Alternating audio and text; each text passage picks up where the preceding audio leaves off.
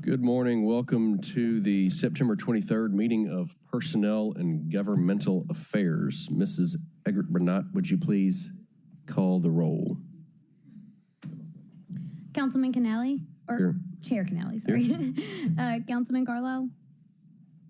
Councilwoman Cooper Sutton. Present. Councilman Ford. Present. Councilwoman Green. Present. Councilwoman Logan. Councilman Smiley. Madam told me to be here, so I'm here. Councilman Spinoza. Here. Thank you, madam. Councilwoman Swearingen Washington. We appreciate you. Councilwoman Walker. Present. Councilman Warren. Councilwoman White. Chair Dr. Easter Thomas. Chair observes a quorum. Colleagues, we have one item on the agenda today, and we have 13 minutes to speak about it. Item number one, a resolution to urge Governor Bill Lee to reject President Donald Trump's current proposal to send National Guard troops or the Tennessee State Guard to Memphis. All council districts. Sponsors are Green, Smiley, Walker, and Warren. Can I get a motion in a second? Move it. Second. Moved by Smiley, seconded by Cooper Sutton. Which one of the sponsors would like to? All right, Councilman Smiley, you recognize. I would like to reserve all comments until we go downstairs. And with that being said, I'd like to move it downstairs with no recommendation and request the same 9 minutes. All right.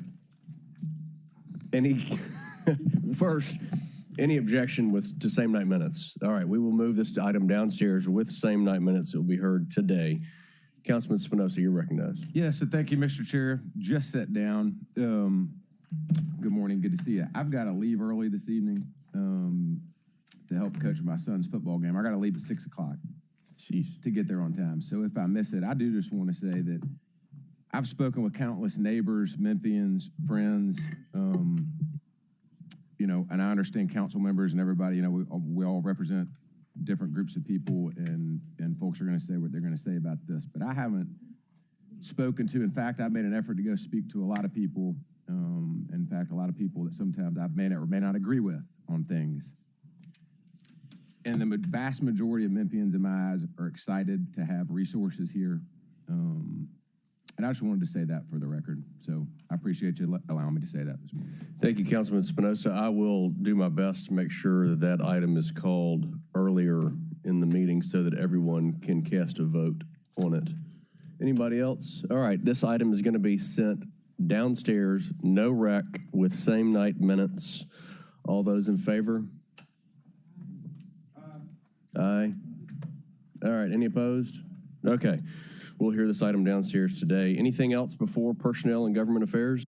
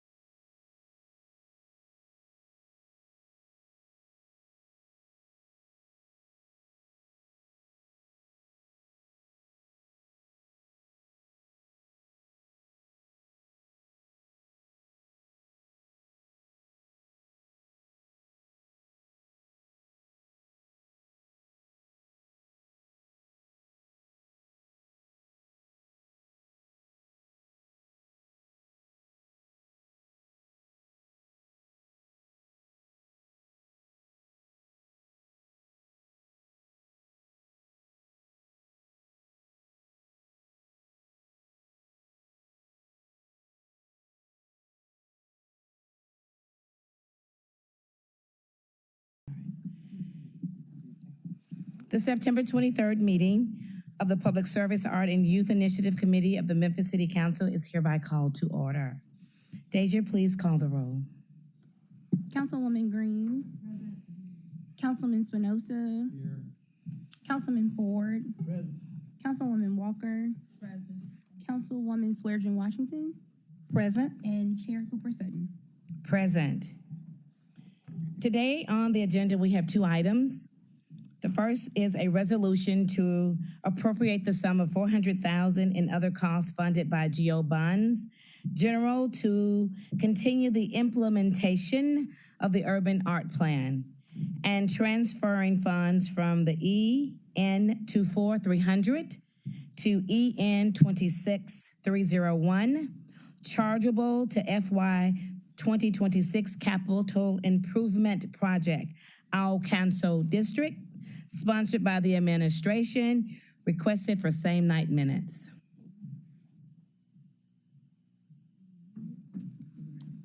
Anybody gonna move it? Move it. Second. Vice Chair moved by Swearengin Washington. She's so pretty in that red, I can't. And second by Councilwoman Walker. Oh, and let the record show that Councilwoman Logan has arrived. Good morning. Good morning, Manny Belen with the Division of Engineering. So just a brief history here. So during our budget cycle in preparation for FY26, we presented the public art program related to this allocation of $400,000. And on your screen right now kind of illustrates the breakdown of the use of that $400,000. That'll include the neighborhood art initiative. There's a Pinch District Artist Enhancement. There's a Dave Wells Community Center and the project manager fee associated with carrying out the program for us. So I do have the executive director here with me for Urban Art Commission. Any question that you may have, she will be happy to answer any questions related to the projects themselves. And with that, we ask for your appropriation and approval. Councilwoman Logan. Good morning, everyone, and thank you, Chair. Does the project management fee include maintenance? Where is maintenance housed in this budget? So in order to support the public art initiative, the funding for the CIP is for the actual art themselves. The maintenance portion of that actually goes into engineering's operating budget. So when we presented our operating budget to the body, that included the maintenance of it. How much is the maintenance? It's allocated at $35,000 annually, and so that's what we have currently in our budget. And that 35, what does it cover? It's basically we coordinate with Urban Art Commission to tell us what maintenance, what artwork is scheduled for maintenance, and then we go through that process to tally up every maintenance cost associated with each art. And what's the projects for this year? This 35,000. I will defer that to her. Good morning. Thank you, Ms. Lakeisha. Lakeisha was with Urban Art Commission. Several of the projects that we have that need maintenance unfortunately exceed our yearly amount. So most of that $35,000 goes to those projects that we know we can easily repair, such as cleaning and painting and updating. Any major repairs have to be included in project budgets for future years. So what I have done in the past or in the last couple of years is try to include some of our project funding for the larger maintenance projects and for rollover funds that we had pulled forward from prior years. In this upcoming FY26, I know that there's lots of signage that will be power coded and also having a lot of cleaning for the ones that are starting to look like blight. And that's the importance of increasing that maintenance fund, is because we don't want those pieces to start deteriorating. Absolutely not. Therefore, I would like to have you make a list of those projects that need maintenance in order of priority or most challenged projects that need maintenance and put a dollar figure to that and send that to us, because $35,000 does not sound like enough money to maintain these. And we're putting in more projects, but we're not increasing the maintenance. And I would rather stop the projects if we can't afford to maintain them, and have them be quality in the community for the long run. So, and also, if you could note what the maintenance would need to look like on the new projects moving forward, so that cost could be included in there as well. It might be something that in those areas may need to figure out something else if we feel like it's not going to be able to be maintained or maybe disturbed in that location. Say if you do a mural and you feel like it's going to get tagged because other areas are tagged in that area, I wouldn't see approving that piece. Maybe something else could be done. But I like the fact that we are considering this, as a part of our initiatives as a city in beautifying our city. But I do feel that it's under budgeted if we're going to do it properly and have it be an enhancement to our city and expand it. So I appreciate you sharing that we don't have enough money for the maintenance. So we need to really take a look at that for the longevity of this program.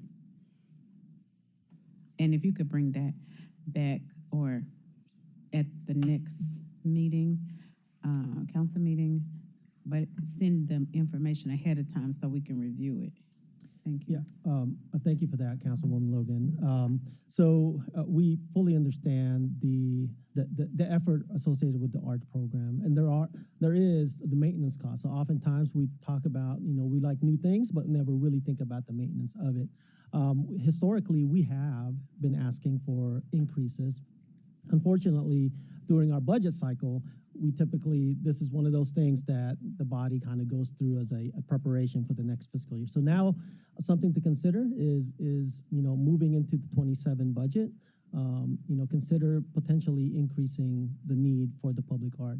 Keep in mind that under the ordinance 5674, it does allow for 1% of the total CIP budget to go towards art. But this body has never fulfilled the requirement related to that up to $1 million. It's always been, stagnant at the 400 range. So let's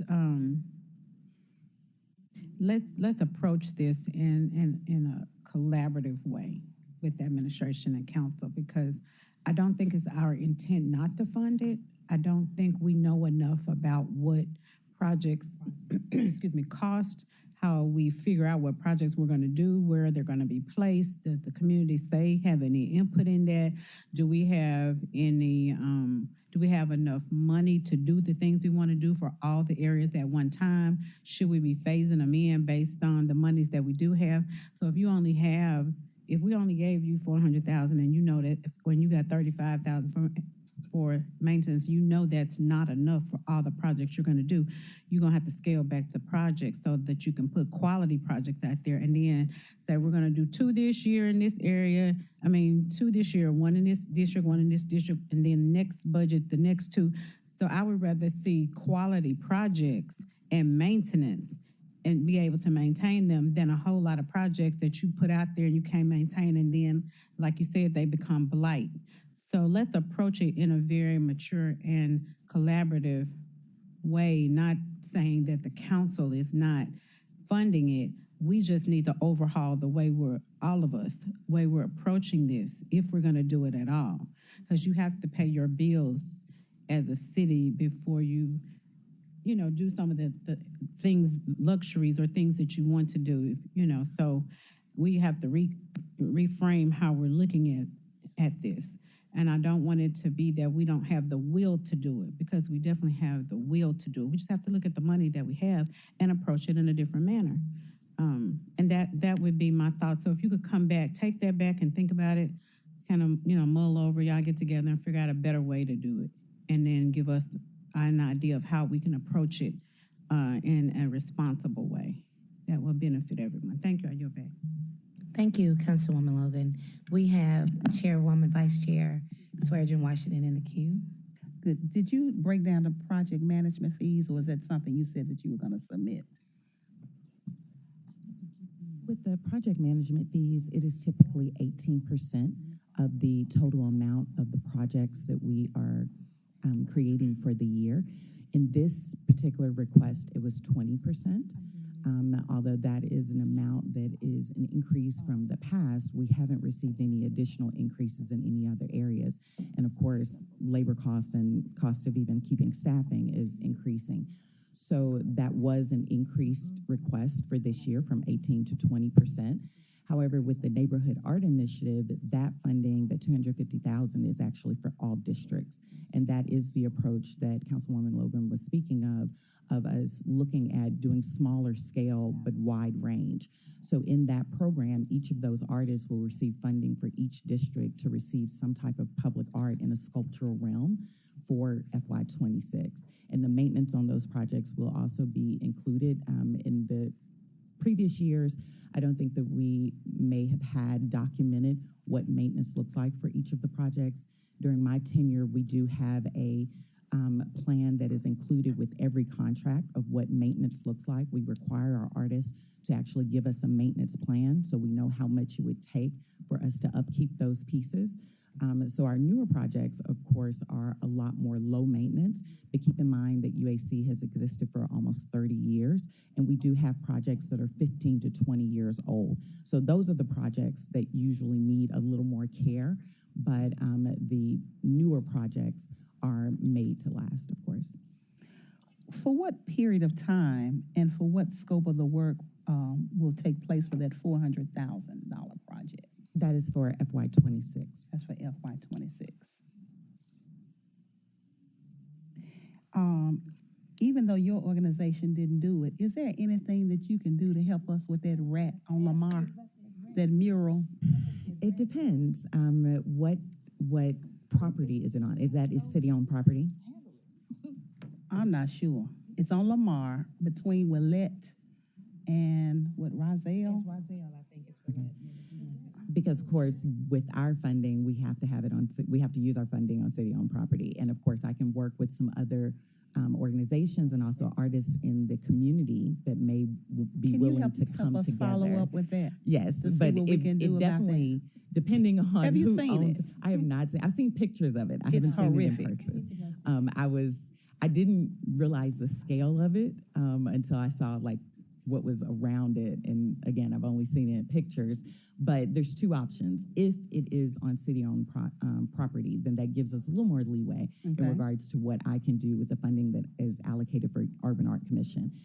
When it comes to, because even with Neighborhood Art Initiative, it could be that we assign that particular area to one of the fellows that are in the fellowship to actually create a project for that space.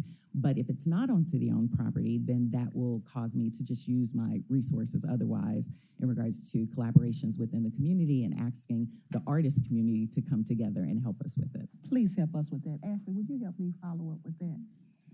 And there are also some VERA laws that we have to consider because an artist painted it, so an institution cannot paint over it.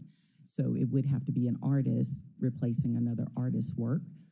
And then I would also need to find out who created it so that I can get their permission or their blessing so that I know what I'm up against, if they're going to fight against it or if they're going to evoke their own VERA rights. So well, they live in Germany or somewhere.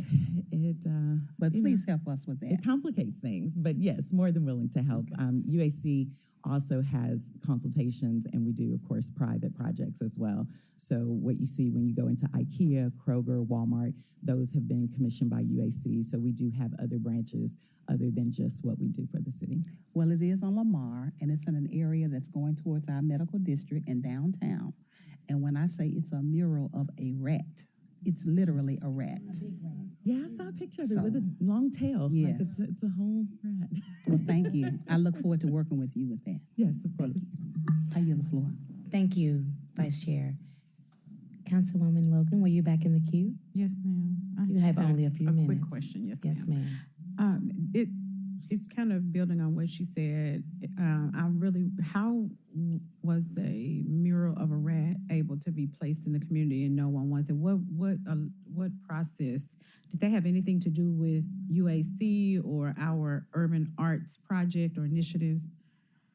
So this is not uncommon. We've actually come across the same situation in the past, where an artist ended up placing something that the community didn't want. At that time, there were some VERA law issues that was resolved.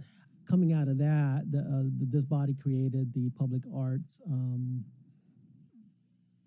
Is it the public art committee to review all public art prior to it being constructed? So this tells me if it's constructed, it's more than likely on a private property and not necessarily a public infrastructure in that case. Because it would have had gone through the public committee, and that committee would have approved it prior to it being anything on a city-owned property in the city limits would have to be approved by the public art committee. By the Public Art Commission. That's correct. There are two. So I just wanted to state that there are two public art committees. There's a public art oversight committee, which is who UAC answers to, and there is a public art committee. I don't know who's on that committee, to be honest. Well, that's something we need to resolve. If it's public funds and Yes. public property, we need to have all of those regulated. So can you all figure out that and bring a recommendation back to us on what we need to do to have both Yes. under the same entity? Because those are two separate processes. With the Percent for Art program with Urban Art Commission, we have all of our submissions sent to Public Art Oversight Committee. For private projects, and this sounds like it was private, it was either privately funded or someone asked for a permit specifically for that space, and that would have gone through the permits office and then presented to the Public Art Committee. And again, then those they are two approved it separate. directly with no insight. Correct. Yeah, That we would need to be change that. separate. So bring back what we need to do to have that changed, because that's horrible to have something done in a community because of a loophole and no oversight. So let us know what needs to happen or change or legislation or whatever we need to do to make sure that both entities are regulated and this doesn't happen again. Yeah, definitely. If it's public money. Yeah, we'll definitely look into, we'll research this rat mural that you're speaking of and determine how that came about, and then we'll craft a draft of what ordinance or changes that needs to happen as part of it. And it's not just about the rat. That's the impetus for this conversation. But now that we find that there's a loophole, we have two pathways, and one is not regulated and one is. So we need to make sure they all are, so things like this won't happen in a community.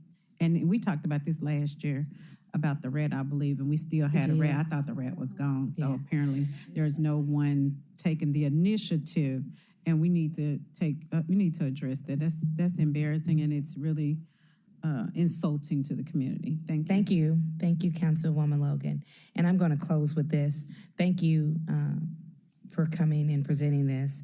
And I hope that we can use more of our local artists, because we have brilliant young people here that can do the work instead of outside of our scope. We have them here.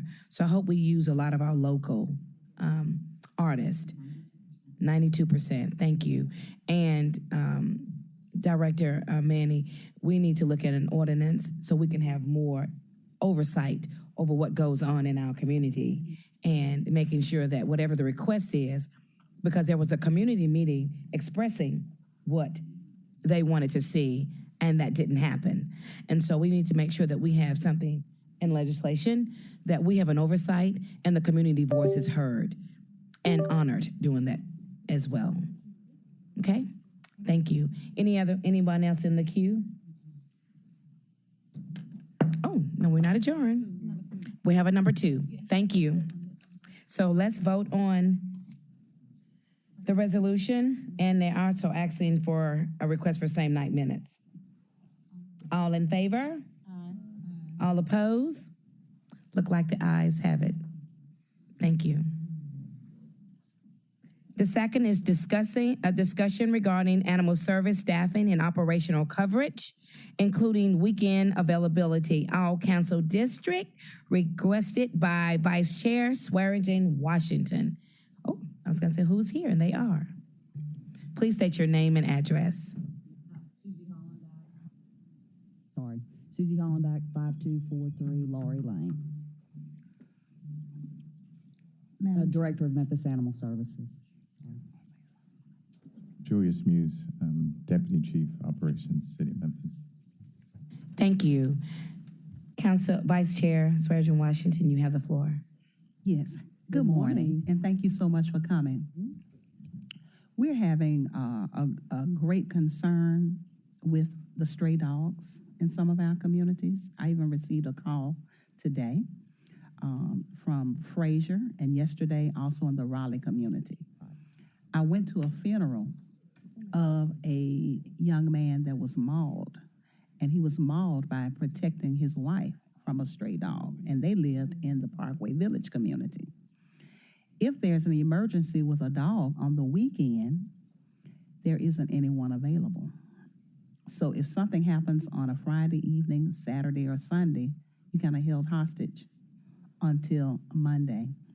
So I want to see how we can get someone to work on the weekends as well as increase the capacity in that area so that we can respond quickly to the stray dogs that are in our community. So we welcome your suggestions, a plan, and see how we can support that. If you could speak to that, we sure would appreciate it. Actually, we do have on-call officers on the weekend. I absolutely agree with you that we need more officers working on the weekends. I've always thought that, as well as evenings. So we do have actually now 8 officer positions open that we are working to fill so that we can cover these weekends and evenings appropriately. So we have already started the interview process. We have 2 more officers we're extending offers to now. So then we still have 6 positions we're working to fill now. You have 2 and you're trying to have 6 more. 6 more, yes, ma'am. Okay, how's the response coming with that? We actually had a pretty good response to the applications that were posted.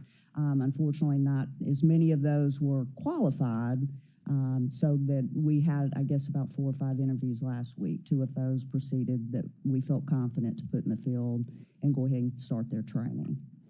So I'm actively recruiting and getting out into I have connections with different vet offices, and that's generally what we like to do is get experienced individuals from that know how to handle dogs from vet offices, our kennel techs, different venues that we feel confident those employees would be able to manage dogs and feel confident. Yes, we're going to be training and putting them with our officers first, but you want to make sure they can handle the dogs.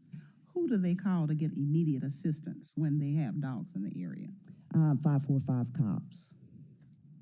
And that is, as we're doing these, I think you may have seen the Project Protect and some of the other events we're doing directly in the neighborhoods now. That's information I am trying to make sure the community is aware of. I think sometimes, people don't understand that 545 cops is the number to call to get animal control dispatched. Okay. So we are actively putting that information out to make sure the residents understand that that is where you contact. So not 311, Correct. 545. 545 Cox. All animal control calls are dispatched through, the 545 Cops.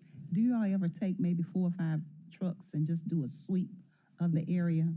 That is actually what we've done with this Project Protect. So as we come in to the neighborhoods, we've scheduled these now bi-weekly, bringing in 4 or 5 officers, concentrating on the high volume stray areas so that we have the officers out, trying to get some of those dogs back home, make sure the owner's in compliance, make them come over to, we're also hosting a vaccine clinic at the same time where we're getting the pet owners in the area, their pets up to date with the vaccines and microchipped as well, so that if that dog is loose again, we then can cite them and do enforcement. Are we still doing spading and neutering? We are, as we hire more veterinarians, that's what we plan to extend more of that into the community and offer that free assistance. We do partner with a nonprofit that offers that, but that is something that we do plan to do eventually directly out of the shelter.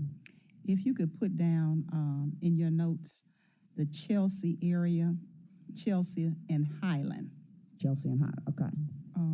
I received a text that there are a lot of dogs over there, and Yes, also ma'am. in the Orange Mound community on Saratoga and Grand, that Okay, area. okay. And we actually have one of our clinics scheduled for that area, I believe November 8th, if I remember the date offhand. So I could get with you and make sure the information gets out to your constituents, that will be in the area and offering the resources, obviously for free. And I don't know if it's true, but they said the dogs are so smart. When they see the white trucks, they go to run. Sometimes it is. We do have to put the traps out, and we do that quite a bit. Yep, so Wow. it's unbelievable, but it's true. Give me those two. The first one was Chelsea and Highland, I got that one. and the other one was on Saratoga Saratoga and Grand. and Grand in the Orange Mound community. Well, we appreciate what you're doing and anything that we can do to support. Is there anything else that we can do to support?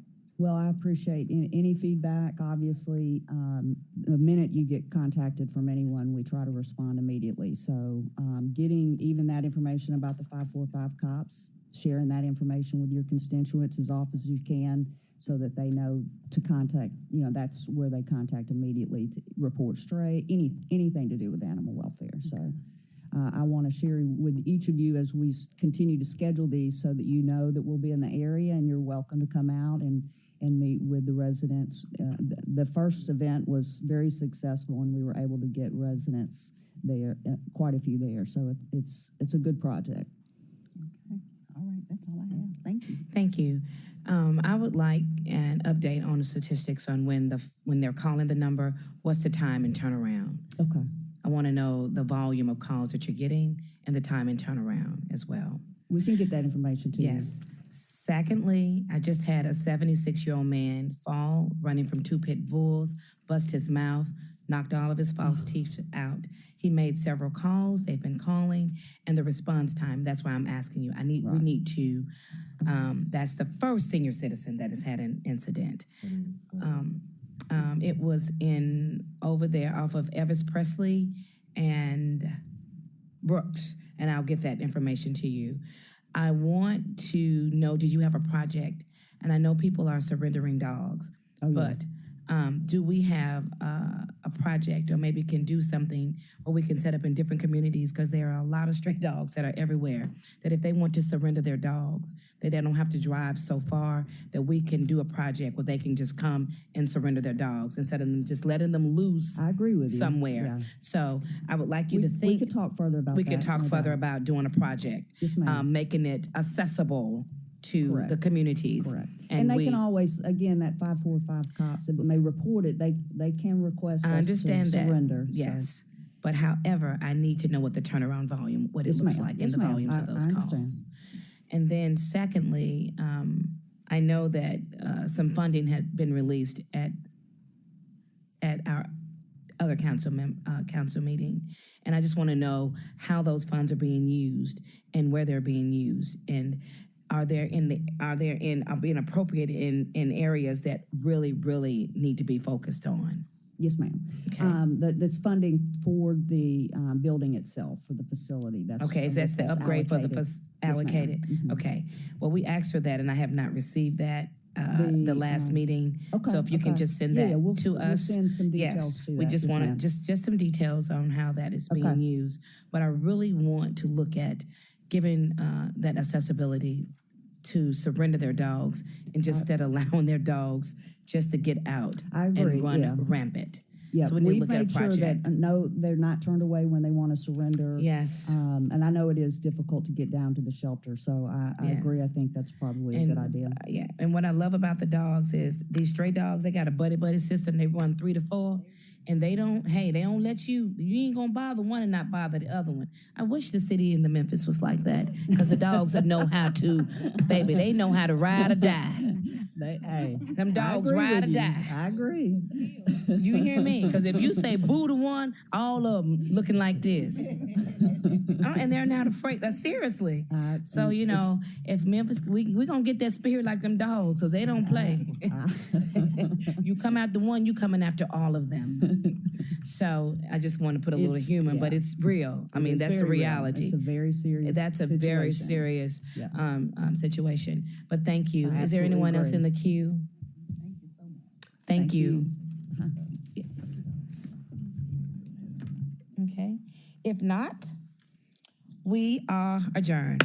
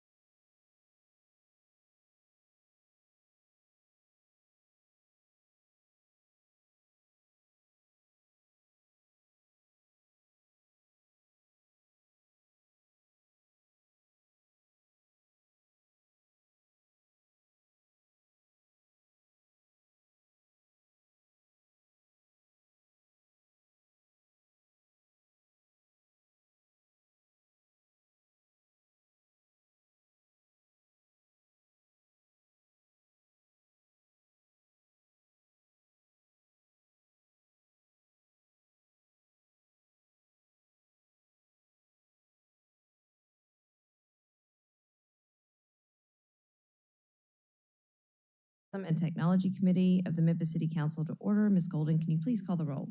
Councilman Canale? Councilman Spinoza? Councilwoman Swearingen Washington? Present. Councilwoman Logan? Present. Councilwoman Cooper Sutton? Chair Green. Present. Chair observes a quorum. All right, we have 3 items today, and you should have 1 presentation in front of you. Item 1 is a resolution to appropriate $1 million in CIP funds for operational infrastructure enhancements, Project IT 01003, all council districts, sponsored by the administration. May I have a motion and a second? Move it. Moved by JSW, seconded by Canale. Sorry, y'all are just down there, and you sound the same. Italian. Yeah. Yeah, it sounded real Italian down there. Ciao. All right, who from the administration will be speaking on this item?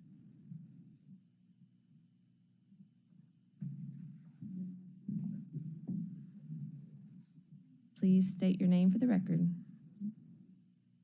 Good morning. My name is Augustine Boateng, Deputy CIO for the City of Memphis. And I'm Eric Keene, CIO, 150 Peabody. So this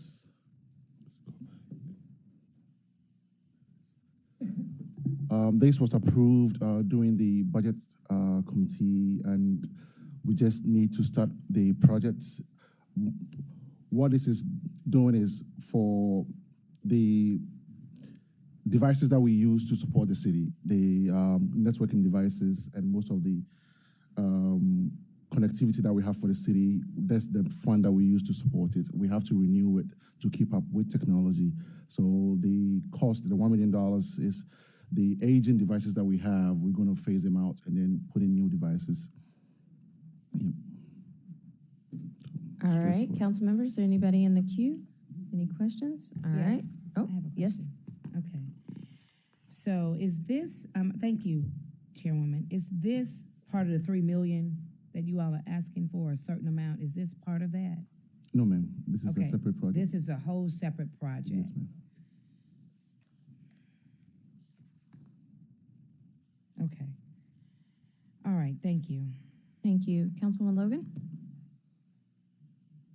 I don't have a question. I just want to ask that, and I'm going to ask every department and division that when you're anytime I see anything about wiring, I'm going to ask that you all make sure that if we have contractors or if it's our people or whoever's doing it, that they consider wire management. We want to make sure that wire is not all over the place. Okay. They're all over the place. In a lot of places, we don't seem to have regulation or any protocols on how they do the wires, but if we could begin to use in every division with new projects, wire management, Okay. so that when they're done, it's not wrapped all Right. around, laying all around, 5 or 6 hanging. So it can be presentable. It won't add to blight. Yes, ma'am. Thank you. Oh, the OCD me really appreciates that comment, Councilwoman Logan. Me too. Right? Every mom and wife in the house that's had to deal with wires everywhere, right? We're like, hide them. Okay. Any other questions? All right. With that, we'll take a vote on item 1. All those in favor say aye. Aye. Any opposed? All right. It's the opinion of the chair. The ayes have it. Item number 2 is a resolution transferring $200,000 in FY26 allocations from CIP project number IT 01006 IT improvement cover line to CIP project number IT 01007 operational infrastructure fix, all council districts, sponsored by the administration. May I have a motion and a second? Move it. Moved by JSW, seconded by an Italian. All right, who from the administration is going to speak on this item? Gaston, Deputy CIO, City of Memphis, IT. So this is a cover line that we use for most of our fiber breaks. It is kind of difficult to sometimes anticipate how much we're going to be spending on the fiber that we have across the city. And so this is the money that we use when there are breaks. Sometimes some of the fiber are pretty old. So when they break, we need to have that money to be able to repair it. So that's what it's for. And any other break fix that we have to go through. If a division needs some help, there's the money that we take out to be able to fix those. Are there any questions, colleagues? Go ahead. Councilwoman Cooper Sutton, will you? So we have an issue now? Is there an issue? No. It's unanticipated because they do happen during the year where, say, a community center will have a fiber break, then they will lose connectivity. So this is where we have to take the money to be able to repair it. Okay. So you just want to make sure you have the money on hand. I like that, proactive. Yes, ma'am. All right, thank you. Look at us being prepared. All right, any other questions? All right, seeing none, all those in favor say aye. Aye. Any opposed say nay. It's the opinion of the chair, the ayes have it. This item passes. Item number 3, a resolution to appropriate $2 million in CIP funds for the Smart City Project, CIP project number IT 01009, all council districts, sponsored by the administration. May I have a motion and a second? Move it. Second. Moved by JSW, seconded by Logan. Who from the administration will speak on this item? Again, Augustine, Deputy CIO, City of Memphis.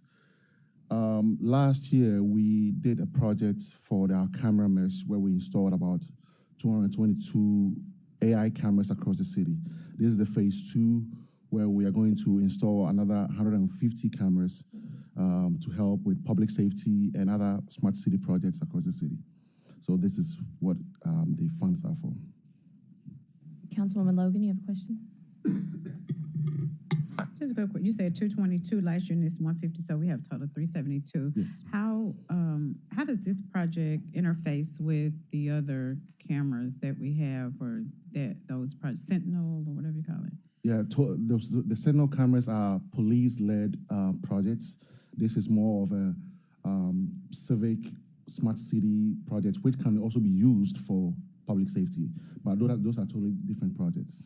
I was just wondering if they interface at any point or talk to each other, or can you use the footage from one with the other?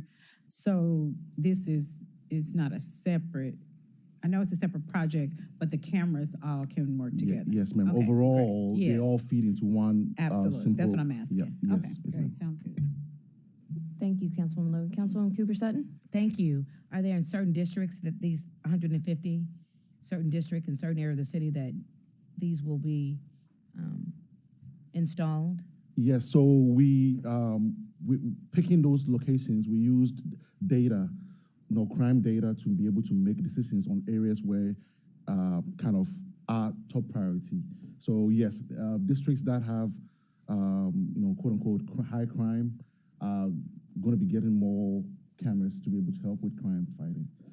So yes, that's to answer your question. Yes. So that's what because I know your key project focus is to strengthen public safety. Yes, ma'am. And we understand what that looks like here and where we are with public safety. So I just wanted to make sure that these cameras are being placed in high demand areas where crime is, as MPD call them, our hotspots. Yes, ma'am.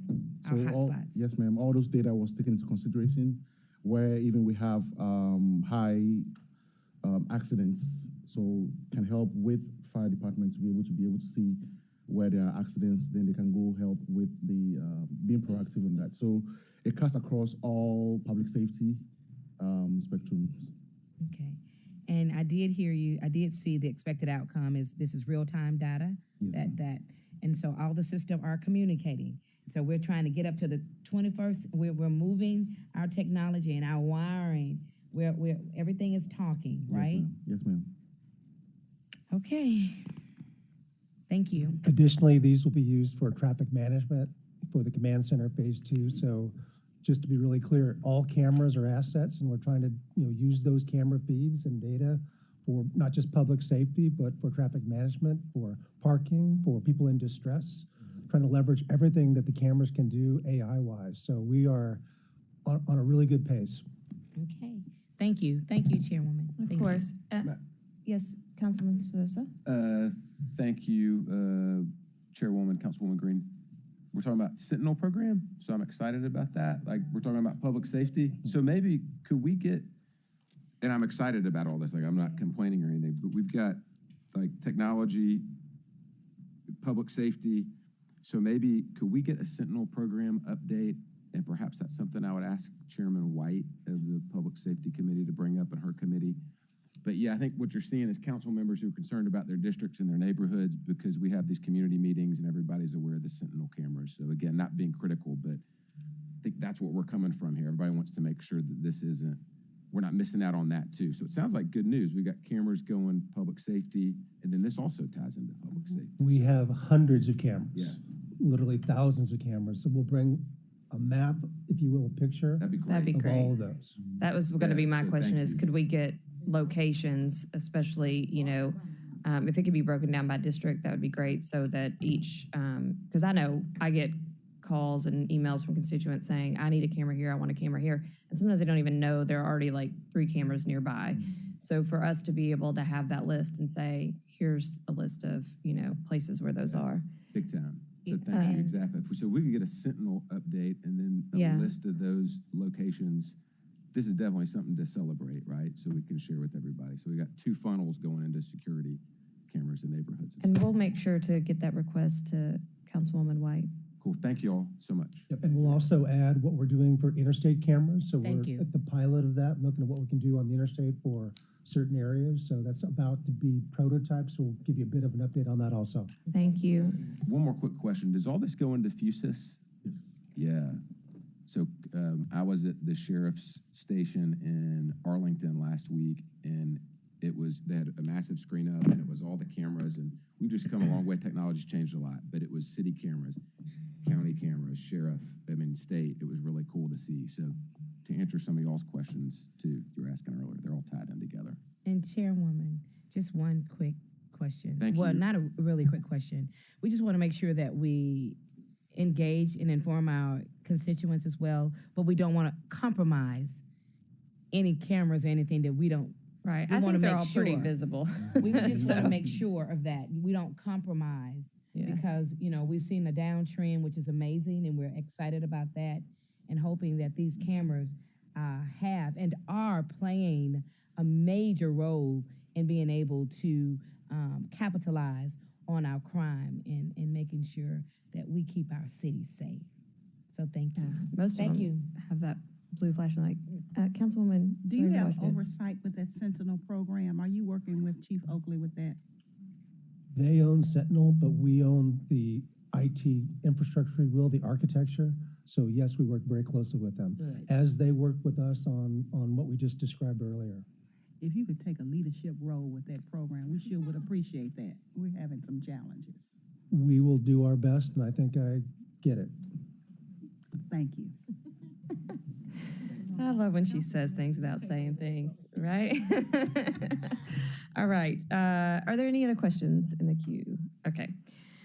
Seeing none, let's take a voice vote. All those in favor say aye. Aye. Aye.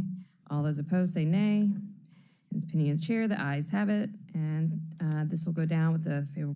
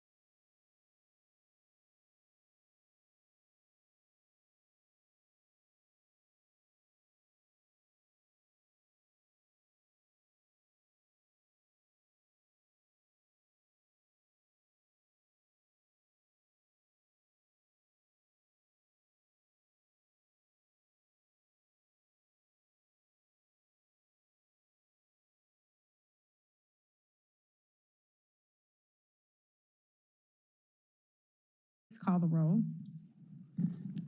Councilman Canali? Councilwoman Green? Councilman Spinoza? Councilwoman Cooper Sutton? Chair Logan.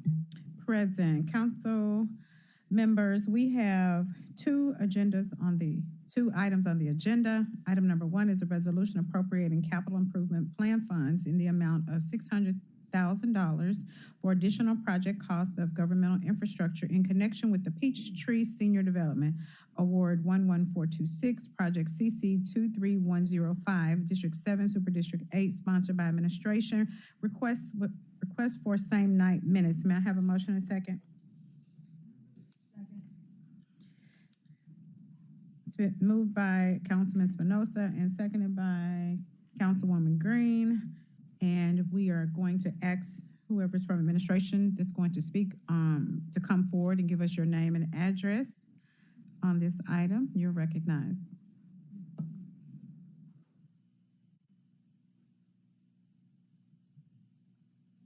Good morning. You all just give us your name and address. You can go ahead. Look, see if that little green, the button, and turn the light on. You should push the button. Hit the little green light. Okay. All right, go ahead. If you would repeat that. Star Nichols, Deputy Director of Housing and Community Development, 170 North Main.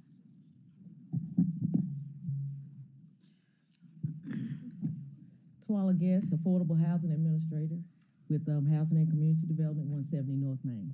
Thank you. Good morning. Good morning. We are requesting to appropriate the $600,000 from the CIP funds to support the Peachtree Senior Development Project. The funds have already been allocated and the project is included in the FY26 CIP budget. The project is currently underway and the appropriation will ensure continued progress toward completion.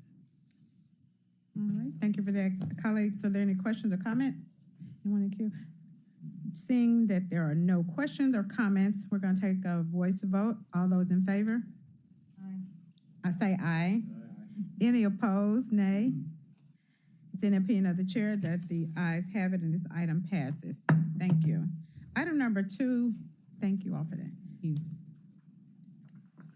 Item number two is a presentation from Catholic Charities of West Tennessee on food insecurity in Memphis, all council district, requested by myself. Thank you. Hello, good morning. If you would, please state your name and address for the record, and you may proceed with your presentations. Good morning. My name is Mark Shelkey. Is it on? My name is Mark Shelkey. I'm the Senior Director of Emergency Services for Catholic Charities of West Tennessee, 3306 Winbrook Drive. Kiki Hall, Senior Director of Community Engagement for Catholic Charities of West Tennessee, 1325 Jefferson Avenue. Thank you. You all may go ahead. Okay.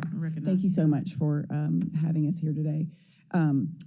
We, as many of you know, food insecurity continues to be something that's really plaguing our community.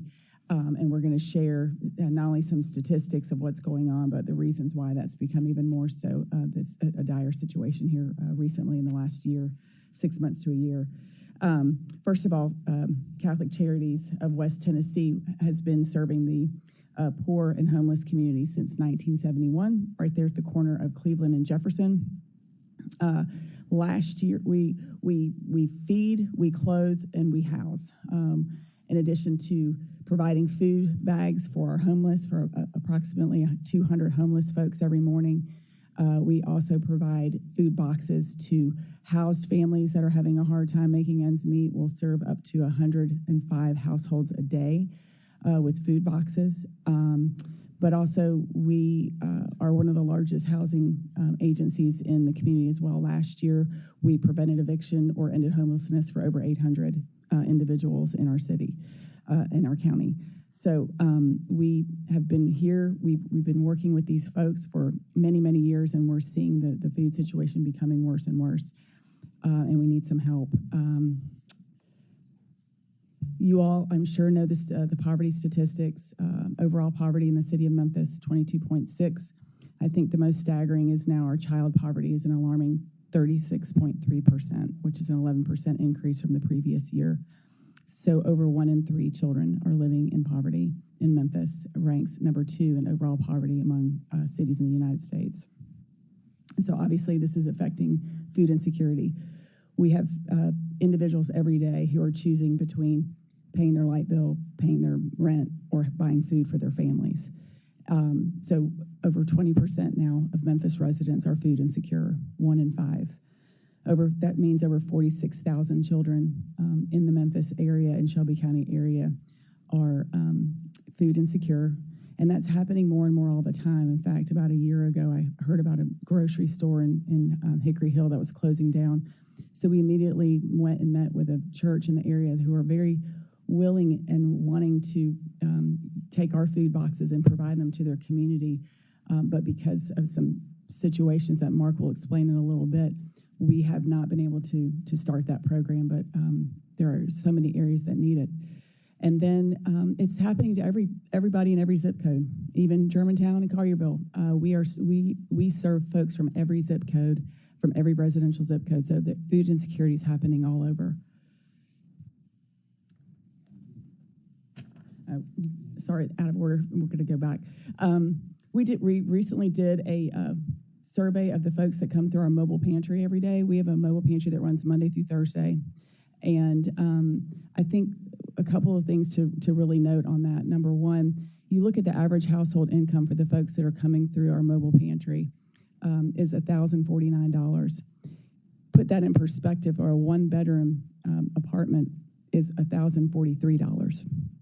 So that leaves you about $6. And these are the folks that we're seeing every day that coming through our line.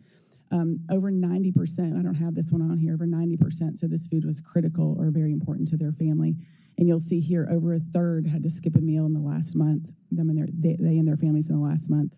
We recently had a young woman, a single mom of 2 daughters, that came through our food pantry line. She was in tears. And we were like, well, what's going on? And she said, this morning I was trying to get my children ready for school. I had nothing in my refrigerator, nothing in my pantry. I knew they were going to go to school hungry that day. And then my power went out because I hadn't been able to pay my light bill. She works. She's doing the best she can. And she said, I had to drop my girls off. I started crying. I said, Lord, I don't know what I'm going to do. And I just started praying. And she said, when I tell you I'm never in this area, I never drive in this area, I don't know what led me here, but when I saw your food pantry sign, your mobile pantry sign, I was like, oh, thank God, that's the answer to my prayer. We have stories like that every day that are coming through our mobile pantry line. And so we really need some help and support. So I'm going to let Mark talk a little bit about the impact and the challenges that we've got. Yes, thank you. If we go back prior to March, we had a lot of food available through USDA funding. We don't pay for USDA funding. Our tax dollars pay for that. I need about 16,000 pounds of food every week to sustain what we're doing. Prior to March, I was getting about 85% of this product was USDA, which means I didn't pay for it. Now, I'd have to spend some money, obviously, but we were able to distribute a value of $1.5 million of food for $3,000 a month because it supplemented so much of USDA funding. Prior to March, I was getting about 85% of my product was USDA product. The federal administration cut $1 billion overnight without any warning from the USDA program. This also affects SNAP as well. As a matter of fact, there's a proposal right now to decrease SNAP over a 10-year period by $185 billion. That's a scary number. It's a scary number.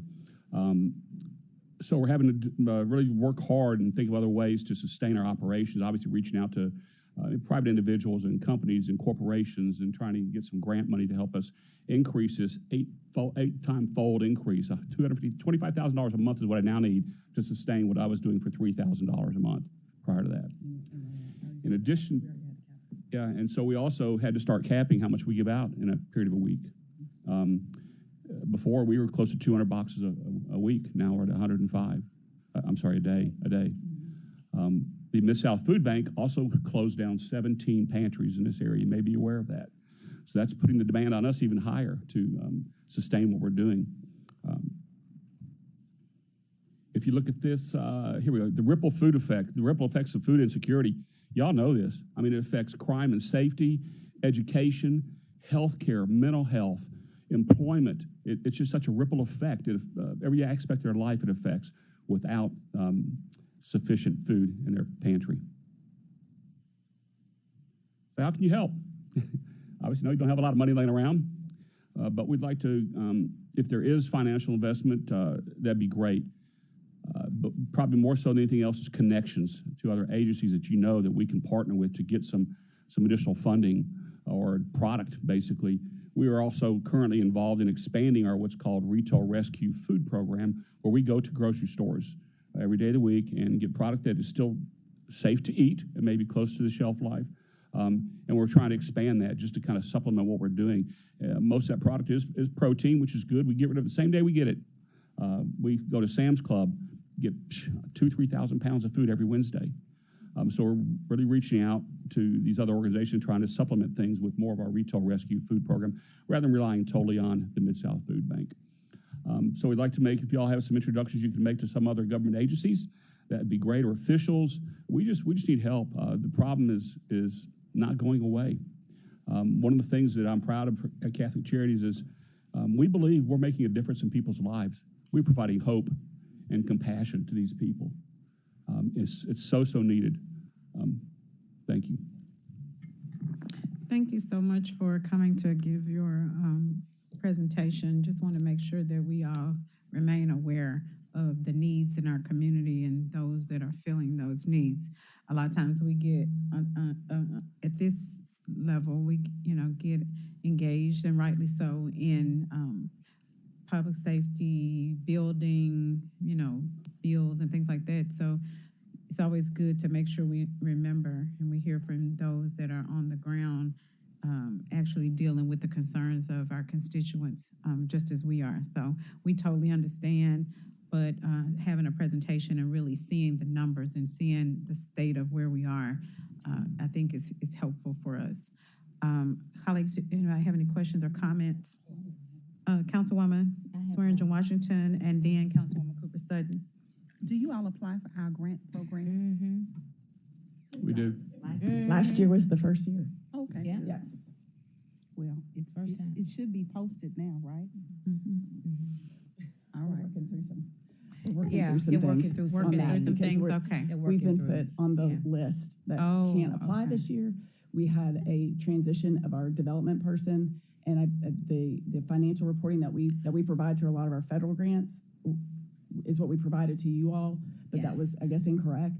So we got it. So- We Okay. So you all are working got through it those off. things. We'll Okay. talk offline about Okay. it. Okay, absolutely. This is very serious. Councilwoman, did you, you Yes, were in the queue as well? Just want to thank you for your presentation. Been working with Catholic Charities for many years. I know the work. I know the importance of work. Volunteered to come and feed them. Yes. I've also been inside your pantry where they can walk off the streets and they need things. I've had to fill out applications in my past life. And hopefully, as our vice chair just said, our grant opportunity is there, and hopefully we are able to work through that, because the work that you all do is very, very important around the world.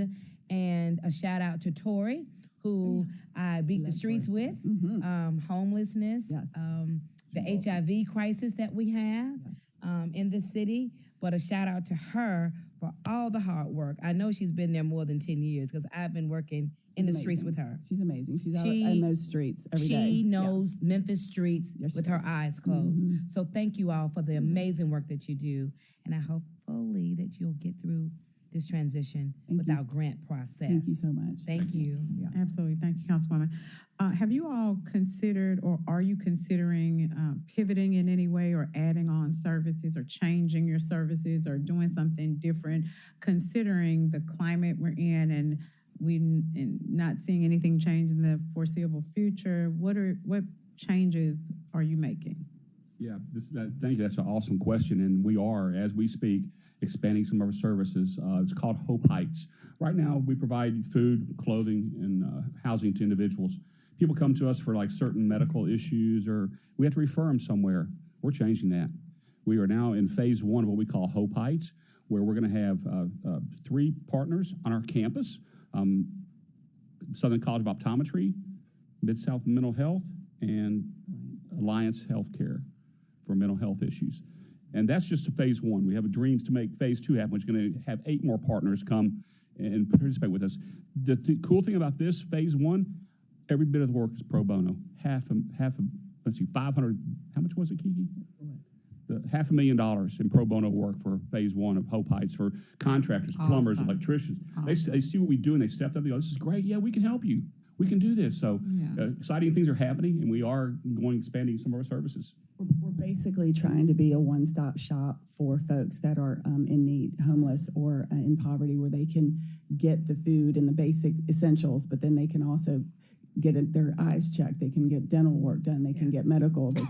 We can put them into a program to, get their high school diploma. We can do, financial literacy. So we're trying to get it all under one roof on one campus with other community partners, so that we're not working in silos. We're all working together. And we're going to have a beauty salon as well. Okay. Beauty salon. Well, those are outstanding. Those are absolutely necessary. I love the fact that you are thinking, how you can expand your services. As it relates to food, have you thought about doing ready meals? Because you can partner, hot food. You can partner in the food recovery program with hospitals and hotels and things like that to recover food and offer food, daily. We are. There's a lot of ways that we are wanting to expand. We're actually supposed to be serving the 21 counties of West Tennessee. So we're constantly looking for partners in other areas. But right now, because of the cost issue that we have and the reduction in available foods, we're kind of at a hold pattern for expansion of our food services. But we're doing things like we just recently partnered with, or are partnering with a new Chick-fil-A, and they're giving us all of their frozen stuff that doesn't get sold that day. They freeze it, and we come and pick it up, and then we put it out in our. And then we do every Friday we do a hot breakfast. I know Councilman Espinoza and Canale have both worked our hot breakfast on Fridays, and we are starting to consider doing a hot lunch as well. So, and we have a multiple locations. So we're partnering with. We have 3 United Methodist churches that receive our food boxes, and they put them out in their community. And then we have 6 other locations that are taking our boxes and putting it out in their communities. Okay. So yes, we're constantly. Great. I'm glad you all are thinking like, We're now one of the largest. I think we are the largest food distributor in this area. Okay. So when we talk about needing solutions, we need to be working with you all, with the county commission, to figure out what is the solution here. Because as we know, desperate people do desperate things, and it affects so many things. Like you saw on our slide, it affects so many things when kids and families are hungry. So totally understand, Councilwoman. I used to work with an organization, and I know you're partnering.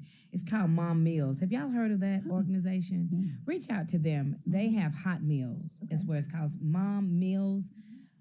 It was an organization I worked with many years ago, but they were really, really a great partnership that we worked with, and they have frozen meals that can come, and then the only thing you do is just put them in the microwave. Oh, nice. And so they were really, really helpful. I don't know if they're still in business, but it just came to me when I thought about it. It's called Mom Meals. Yeah, thank you. Yes, so one of our challenges we've had is lack of refrigeration and freezer space. So it's an issue. However, that being said, we had some generous people step up, and we are now going to have a 20-foot walk-in freezer and a 20-foot walk-in refrigerator to store items like this, so we can get them out to the community. So we're thankful that is going to be up and running, being promised by November 1. So hopefully it'll stay on track. Well, see, I'm glad that you came. That gives us hope and lets us know that, you have a need, but you are being resourceful and collaborating, not in a silo. And I'm glad that we were able to hear. And colleagues, if you know of any other programs or initiatives, we need to get those to them as well. So we will continue to and know this too. Another thing, adding to the problem right now is we don't know of any agencies in town that are doing any rent or utility assistance. So it's really putting more pressure. So anyway, if there's funding for that, for rent or utility assistance, I can't tell you the number of calls we get in a day. Absolutely. People that need rent, utility. So they're really choosing between food, rent, utilities. Okay. Are y'all reaching out to Shelby County as well? Okay. Shelby, the commissioners, Shelby County government. We are trying to get an introduction over there. Okay. We can help with that. That can help you with that. Very good. All right. Exactly. Thank y'all so much for, thank y'all for what you do. We really appreciate it. Keep up the work. Thank you. Is there any other business that needs to come before this committee?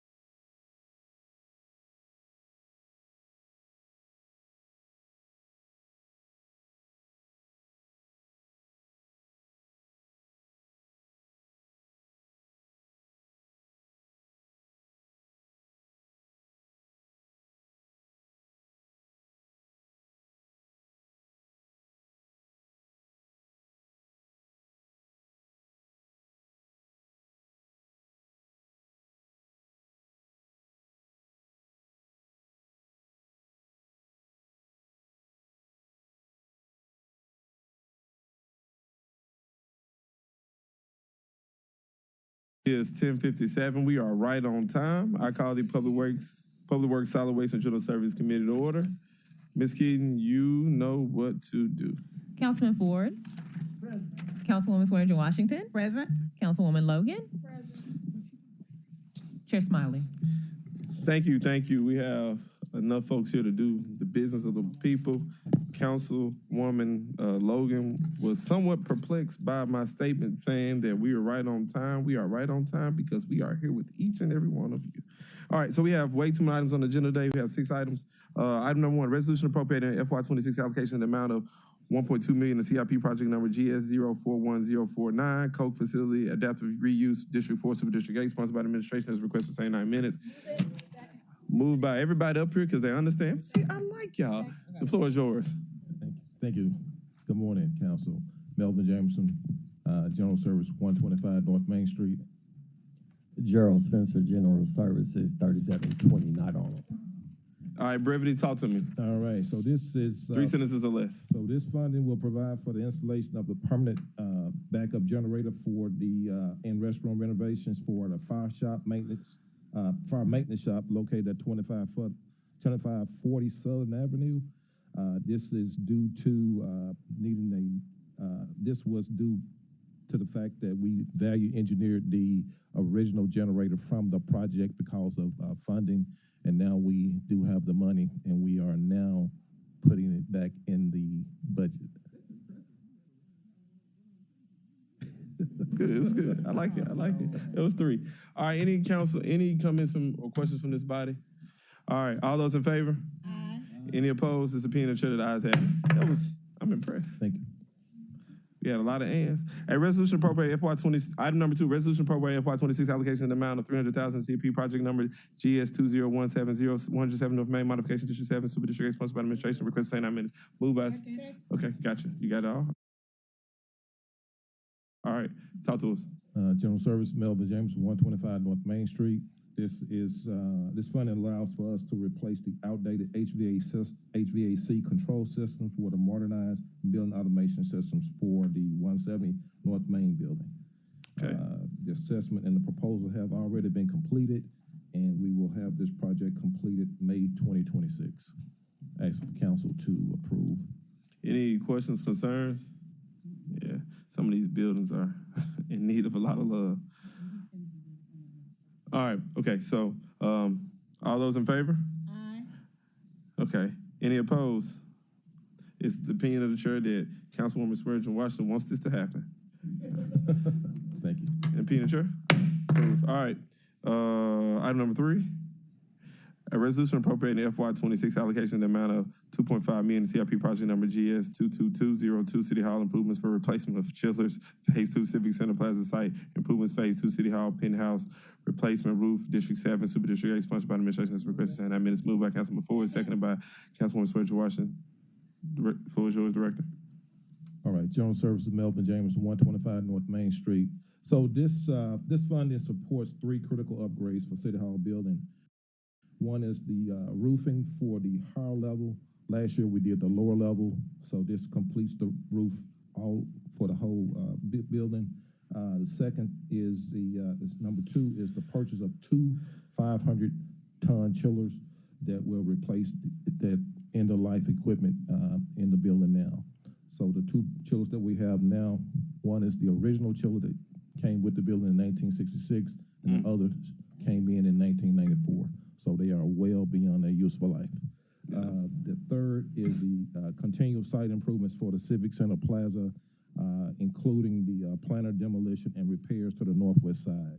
The project schedule completion date is June of 2026, which includes the design, development, construction coordination, equipment lead times, and allowances for potential weather delays. We're asking council to approve the appropriation of funds for City Hall improvements. Thank you. All right. Any questions, concerns, criticisms? All right. Anything else? Okay. All those in favor?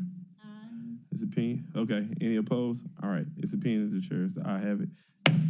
So items approved. Item number 4, resolution authorizing the purchase of vehicles different from those, identified in the FY26 Capital Improvement Program budget ordinance but more in line with current needs and market availability not to exceed 10 million. All council districts, is that a typo?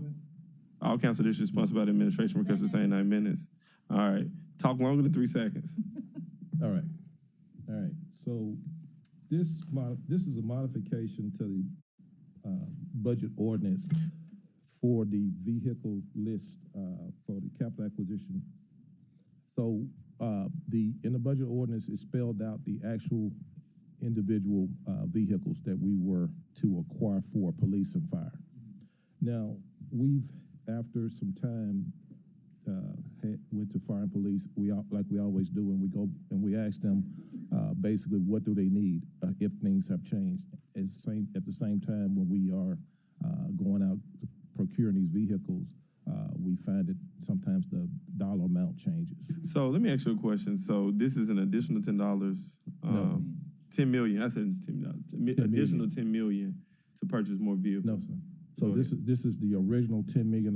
There's no additional funding request asked for. This is within the $10 million. This is just the list that's changing. Okay. So in the budget ordinance, it's spelled out the list. We're just Only thing you saying, changing the list. Yeah, Got it. we just changed the list. All right. Sometimes, y'all start asking for extra money. No, sir. No, sir. Okay, cool. Any questions from this body? All right. All those in favor? Aye. Any opposed? Is it? Yeah, I said it. It's opinion of the chair. The ayes have it. All right. Thank you. Item number 5, resolution transfer and appropriate contract construction funds in the amount of $8,527,003 from Drainage ST Cover Line Project number ST03205 to Bartlett Fletcher ST Project number ST01089 for bridge replacements District 1, Super District 9, sponsored by the administration as requested the same 9 minutes, moved by Councilman Ford, seconded by Swedron Washington. Director, talk to me. Good morning, Manny Belen with the Division of Engineering. What we're presenting to you today is a request to appropriate additional roughly $8.5 million to replace an existing bridge located at Bartlett Road, which is near Summer Avenue and Butler Road. So it's in District 1, Super District 9. This bridge has this replacement will function as twofolds. One is there's some scouring that's occurring at the bridge itself. And so there's a scouring occurring underneath that bridge along Fletcher Creek. The intent here is to widen the bridge abutment themselves to allow for additional flood stormwater to go through the bridge. And then also as part of TDOT's review of the bridge itself, the bridge inspection, this is a considered poor bridge. And so this will basically hit both of those target by replacing this bridge. So with that, we ask for your approval. All right, thank you. Councilwoman Logan, this is your district. We're ready to follow your lead. Yes. Yes. Good thing. That's a good thing. Fletcher. I was teasing. Put your mic on. It's on. It ain't. Oh, you muted me. I would never do such a thing. You saying that, but then you muted me. But anyway, yeah, Fletcher Creek is a very important area. I wanted to ask about the Fletcher Creek part out. It's in a neighborhood, where it all comes together. In that neighborhood, there's a big drainage, and they have like a balloon thing out there in the water. It's inside of a neighborhood in Cordova. We're gonna look into it. Okay, I'll get with you after The this about perplexed that. look on your face. But for this one, yes, this is definitely needed. Thank you. All right, so the world famous Rhonda Logan says we should be supporting this. I'm gonna support it because I believe in Rhonda Logan. All those in favor? Aye. Any opposed? This is a opinion of the chair that Rhonda Logan gets what she wants. Got it. All right, item number 6. District 1. Yeah, I think you represent District 1. I'm in a good mood today. All right. Item number 6, pedestrian lighting and safety proposal presentation by Safeways, all council districts requested by myself. I'm going to give you a quick overview. I'm not sure, maybe a month ago, Safeways came and presented. They presented basically a pilot of what it would look like to go through and identify some, problem areas in the various districts. At the end of the proposal, a lot of the council members seem to be thrilled at what could take place in Glenview, particularly the gentleman who's sitting in this seat, the vice chair of this body, and some other members. What was then happened, there was immediate requests from every council member about what about my district? And what Safeway sent over to us is essentially a proposal of a pilot in each one of the districts. What I would like to see, I think we all talk about how we can improve the community. We talk about crime, we talk about blight, we talk about various things of what we can do to improve the community. But it's only 1, 2, 3, 4 of us here. I'm assuming Chairman Canale is listening to me. Since Chairman Canale is listening to me, because I know he always listens to what I have to say, what I would like to do is move this to executive so that all the members of this body can hear from Safeways and see the proposal. Canale, thank you so much for agreeing to allow me to move this. I know y'all heard him too, right? Agreeing to allow us to move this to executive. All right, anybody opposed to moving this to executive? Since Canale's not here to tell me I'm stepping out of order, this is what we're gonna do. All right, thank you so much. Can you be here for executive? I did not ask you that. It's gonna be 2:45. So this document here says 2:45, but I have reason to believe that sometimes the council is not on time. 2:45-ish. All right. Huh? Absolutely. Let's go. All right. Any other business before this committee? All right. Opinion? We say? You got anything?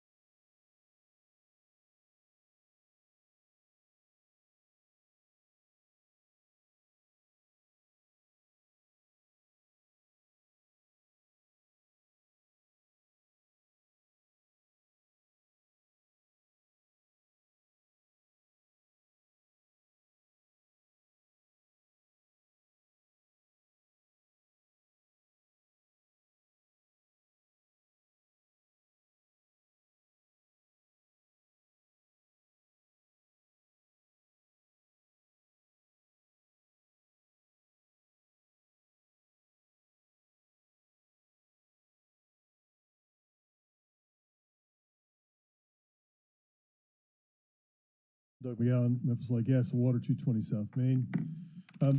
So far this year, including bond issuances, you've approved about $542 million. 250 of that is bonds. Today, we're asking for an additional $1.2 million of spending to be approved to bring us to $544 million for the year. The first item up on the consent agenda is a perpetual license agreement. This is for engaging in designing and redesigning bills and documents that are sent to our customers. This is a 5-year contract for $290,000 that gives us some flexibility to add new information and modify bills as we see fit. Next is a change order. It's actually adding some money to a purchase order in the amount of $33,000. This is for power transformers. These are 75,000 volt transformers. These items were ordered before the tariffs were put into place, and we pay when we receive the items, and so the tariff cost increased the cost of this by $33,000, and we're asking for your approval of that today.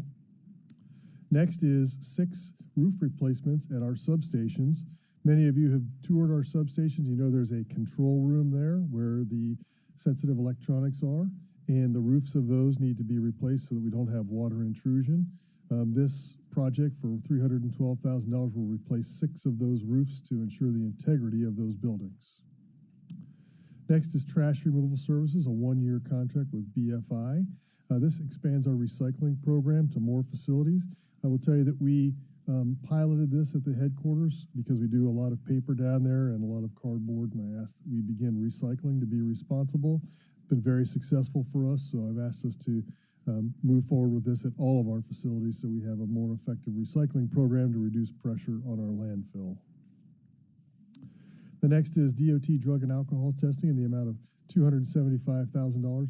Now this sounds like a lot. It's actually significantly up from where we've been in the past. It is a lot, ma'am, you're right. But this is an up to amount because there's been a change to the Department of Transportation drug testing and the requirements, which we believe will increase the amount of drug testing that's necessary both for our drivers as they're getting their licensure and periodic spot checks throughout the year. And then obviously anytime any of our folks have an accident or a bump in the road, they have to get drug tested. So this is an up to amount because we're not sure what the new requirements are going to do for us. Previously, we spent about $150,000 a year on drug testing because of the new DOT requirement. We're just raising the limit, and we'll find out next year how we executed against this. We're just trying to get this approval so we can have enough money to do the drug testing for our employees. The final item for today is MLW Safety Boot Program in the amount of $342,000. This is a routine purchase of safety equipment for our folks that are in the field. They work with very heavy equipment. They need safety boots. Our linemen climb poles. Our utility workers are in the trenches. They're working with heavy mobile equipment as well as heavy plates and equipment out there. So, and they wear through the boots pretty quickly. So this allows all of our frontline folks to get a new set of boots. I think it's about $190 a pair to make sure they have all the safety implements in those boots, the steel toes and sturdy. So helps our employees stay safe and on the job.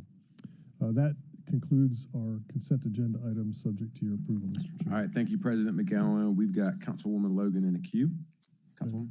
Thank you, Chair. Thank you for your presentation. I'm fine with everything here. I just want to say for the record, because I've said it in the other presentations, that we are wanting to make certain that anyone that does kind of wiring, cabling, anything like that, that we have wire management systems in place. And if not, maybe you all can add that somewhere so that when whoever you're contracting, let's have some standards on how they're supposed to put the wires. I'm just asking everybody that comes down to make sure we do that. And you and I have talked about that before, but I know there's a lot of different contractors and people doing, whether it's Xfinity or whoever, but if we can make sure that what we do, we've included that, the wire management system. I'd be happy to give you an update on that at some point in the future. I want to make sure that we all know there is a program called Engines, the National Joint Utility System. That is a common workforce common work order platform. And when we see something that is not attached appropriately, our team can enter an Engines work order ticket. It goes to the appropriate provider, Xfinity, AT&T, so they can go out and make the correction. Our team is out there. We're starting with key corridors right now of areas where we know there are some low-hanging wires and things that are not appropriate. So that's step one. Step two, with the Blue Suede Networks, the city's project for fiber, our team is walking alongside them to make sure the installations are appropriate so they can set the example for what a good installation looks for. So this is something top of mind for us, and you have my commitment that we're going to make sure that we hold the standard on those attachments and go back and get the ones that are not attached correctly corrected. Greatly appreciated. All right, Thank you, sir. Thank you, Councilwoman Logan. All right, with that, we'll move on to item number 2. This is item number 2, resolution recommending and authorizing the purchase of 7135 Goodluck Farms Parkway, Cordova, Shelby County, Tennessee, to establish a multifunctional control room for and in consideration of an amount not to exceed $31,400,000. All council districts, sponsored by MLG&W. Do you need a motion and a second? Move it. All right. Second. Item is moved by Vice Chair Swearingen Washington and seconded by Councilwoman Logan. Thank you, Mr. Chair. Yeah, not a surprise, this topic, so excited to have you here and look forward to you speaking on it. Yes, sir. So I'll keep it brief today so we can answer any questions there are. Mr. Weaver, I was absent last meeting, but I did listen in as I was away at a family funeral, but I was able to listen into the conversation. Really good questions by council, great presentation by Mr. Weaver. And I know I've spoken with all of you about this project.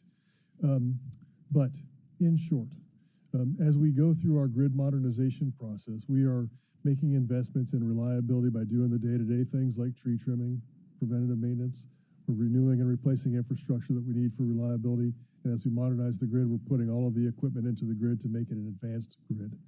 In order to control that, we need a control room that can do that, to host the advanced distribution management system. This is something that we have known we needed to do. It is baked into our electric distribution budget for the next 5 years. This was a part of that overall $1.5 billion plan of system improvements for reliability. The purchase from this is in the gas budget today. We knew we needed a new facility, so it's contemplated in the current rates that we have today. Will not drive any new rate increase. One thing I want to emphasize is that there was some dialogue about the facility that we're recommending a few years ago and I want to be clear that we started with a clean sheet of paper and we asked commercial real estate broker to bring us all of the parcels that we could potentially use. We asked RE Lamb to narrow those down to the most feasible parcel. That resulted in 3 options: building a new facility, adaptive reusing one of 2 facilities, and this came out as the most economically advantageous and most appropriate for the use for a new control center. We are asking for the authorization to spend up to $31.5 million. That is the listed price for the building. Subject to your approval, we will continue negotiations with the company, but that's what we're asking for, is your authorization to move forward with that. And then in 2026, we will call out in our budget. We are formulating our budget to present to you. In several areas, we have the improvements that we need to make to the facility, putting in the computers and the control desks, and also the other appurtenances that go along with that. So that is already contemplated in our 2026 budget. And as I said, consistent with what we forecasted for the next 5 years, and will not drive any particular rate increase because of these actions. So it's imperative for us to have a world-class electric grid, that we have a world-class control center. RE Lamb is the experts in this. Our team has been to at least 3 control centers, and they're going to go visit Huntsville next week just to make sure we get the best in class for us here. And so, subject to your other questions, I can go into as much detail if you want. I didn't want to make the presentation again, but that's what we're asking for here today, Mr. Chair. And with respect, if you had a vote here, I would ask that you take it down for consideration tonight, if that would be possible. Thank you, and let the record show Councilwoman Green joined us. I don't have any questions, and I don't think that we need a presentation, but we've got Councilwoman Logan does have a question, and look like Councilwoman Green. Go ahead, Councilwoman Logan. Mine is just a quick question. I didn't ask, but the 31 million, does that include remodeling or upgrades? No, this is, per our presentation, this is about a $60 million project all in. The 31.5 is the acquisition of the property, about a $30 million upgrade to the facility with all the computers and desks that we need there. That's the top end because again, we will work on the project to negotiate the price and to negotiate with the contractor. But the counterbalance to that was the estimate of probable cost for a new facility was $95 million, which is obviously $35 million more. And even when we factor in redoing an older building versus a new building, the efficiencies are still there. It still makes sense financially over a 30-year time frame to do that. And again, those renovations are baked into the electric budget going forward. Okay, the renovation. Do you have a rendering of what it's going to look like or what you want it to look like? The inside of the building, I can provide that to you. Ari Lamb gave us some examples of what they look like on the inside of the control room. Now, what I want to say is it looks like a control room with screens and desks. The expense is in all the computers and the hardware that's under the floors and behind the wall and that kind of thing. But I'm happy to provide that, and I can send that to you before this evening. Okay, thank you. Yes, ma'am. Councilwoman Green.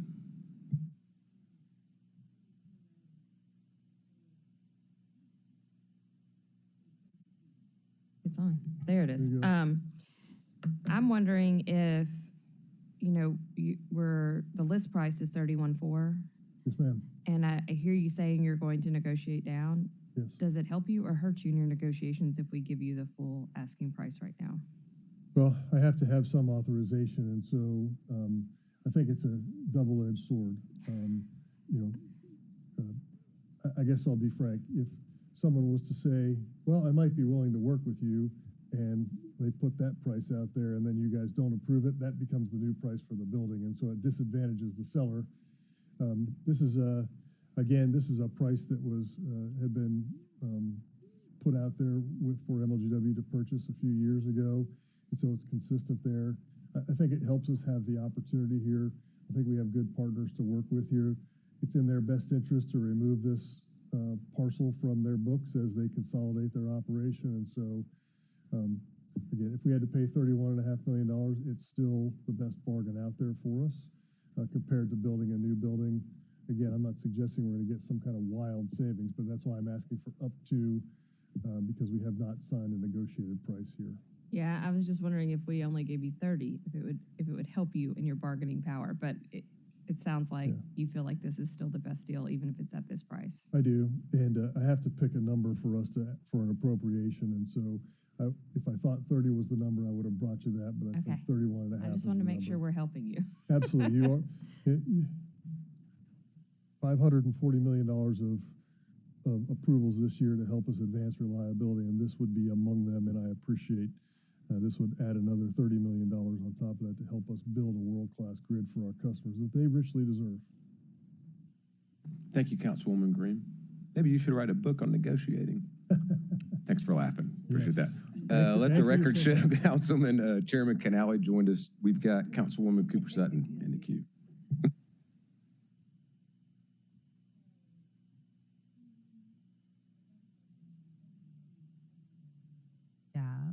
Thank you.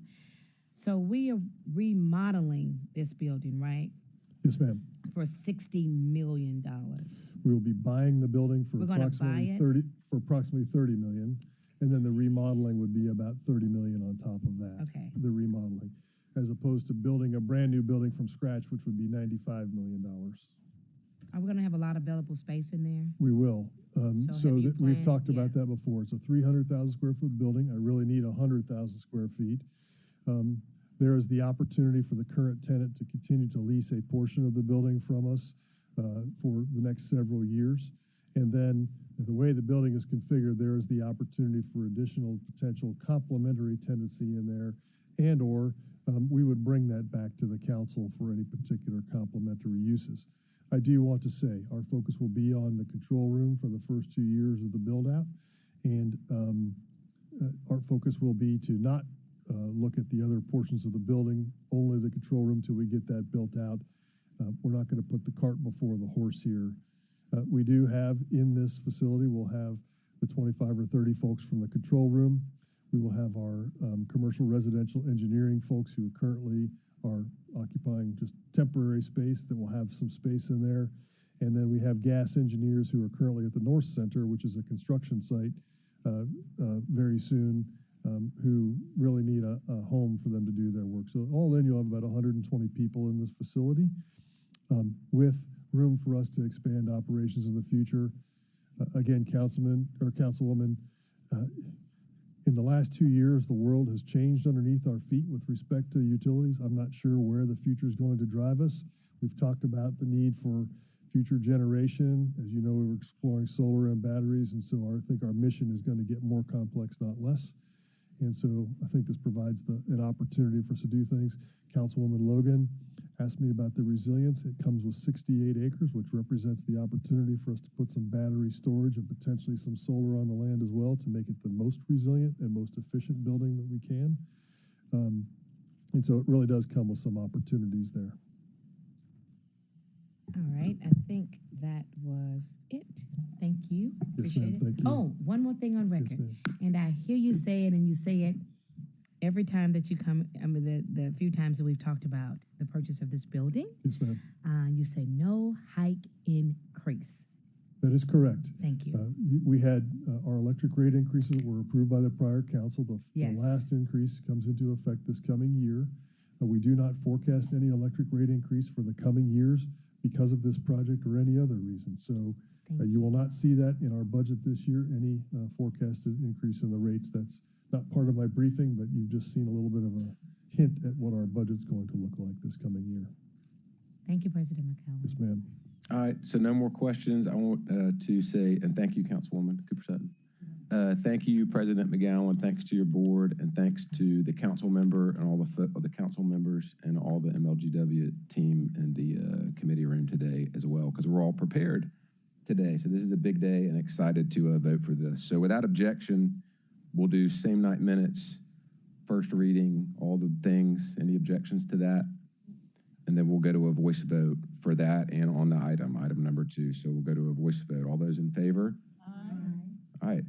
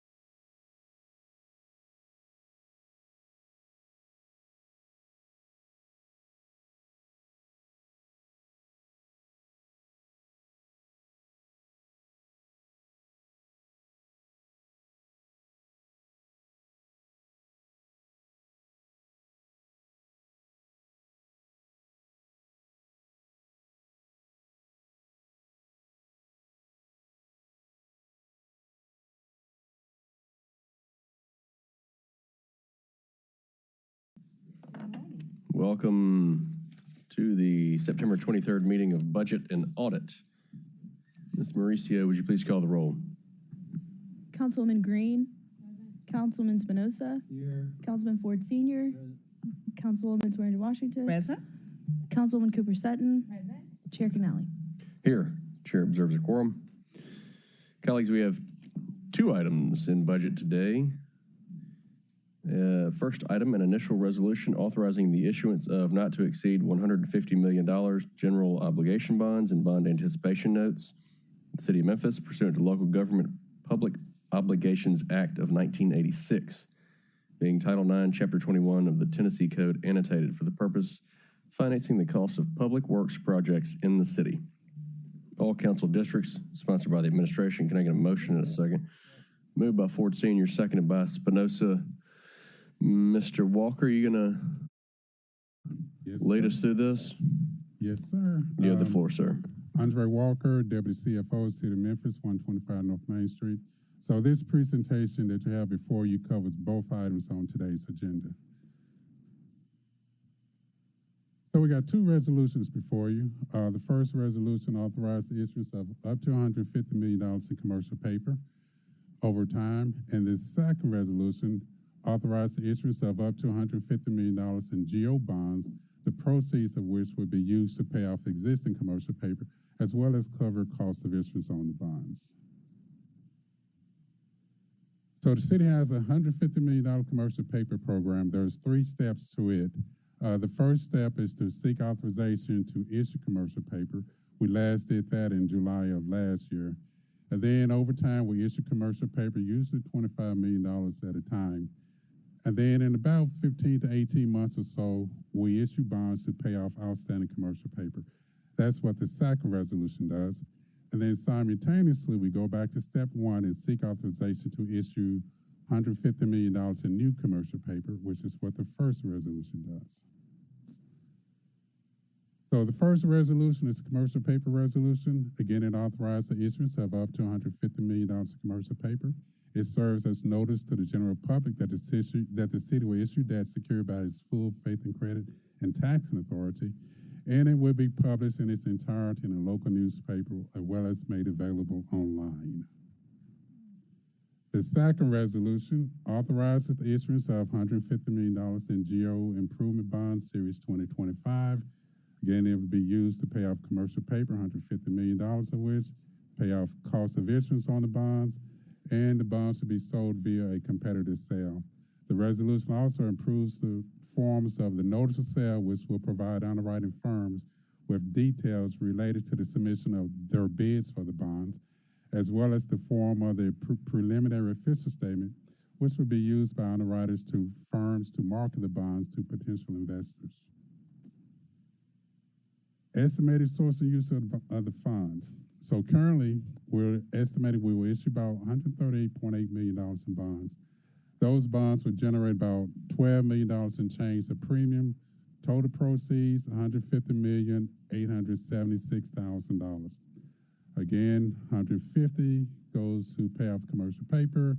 We got about an estimated $876,000 in issuance costs. So total proceeds, total uses, same $150.8 million. Estimated bond stat. Currently, we're looking at closing a transaction in December. That may move a little bit. We may close the transaction a little bit later than that, but currently we're looking at December 11th. The bonds will have a final maturity May 1 of 2045. That gives it a term of about 20 years or so. The average life on the bonds, however, is closer to about 11 years. And currently, we estimated a true interest cost on the bonds of about 4.04%. Next slide shows the estimated debt service on the bonds. We're looking at about $11.4 million in annual debt service beginning in FY27. We do have just on about $2.7 million in debt service due this fiscal year. Estimated cost of issuance, this is the details of the $876,000 in estimated cost of issuance. And preliminary financing schedule. So we're scheduled to have rating presentations the week of October the 27th. Pricing the bonds November the 19th, and close the transaction December the 11th, and report final results to council sometime in January. Again, this financing schedule is somewhat fluid. In the pipeline, we'll report back to this body, I guess, within the next few months or so. We're working with Public Works. They're looking at issuing $28 million or getting a $28 million loan through EPA, as well as issue $30 million in stormwater bonds. And that concludes my presentation. Thank you, sir. Colleagues, any questions? Councilwoman Cooper Sutton.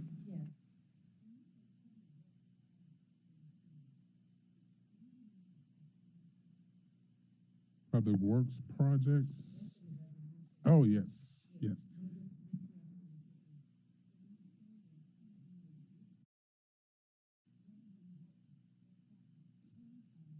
I'm so sorry. When you say public work projects in the city, what are you actually pinpointing, something specific? What type of projects is this money being allocated, these bonds? So the definition of public works projects is in the Tennessee statute. And actually, we have bond counsel here who can give you more information on that.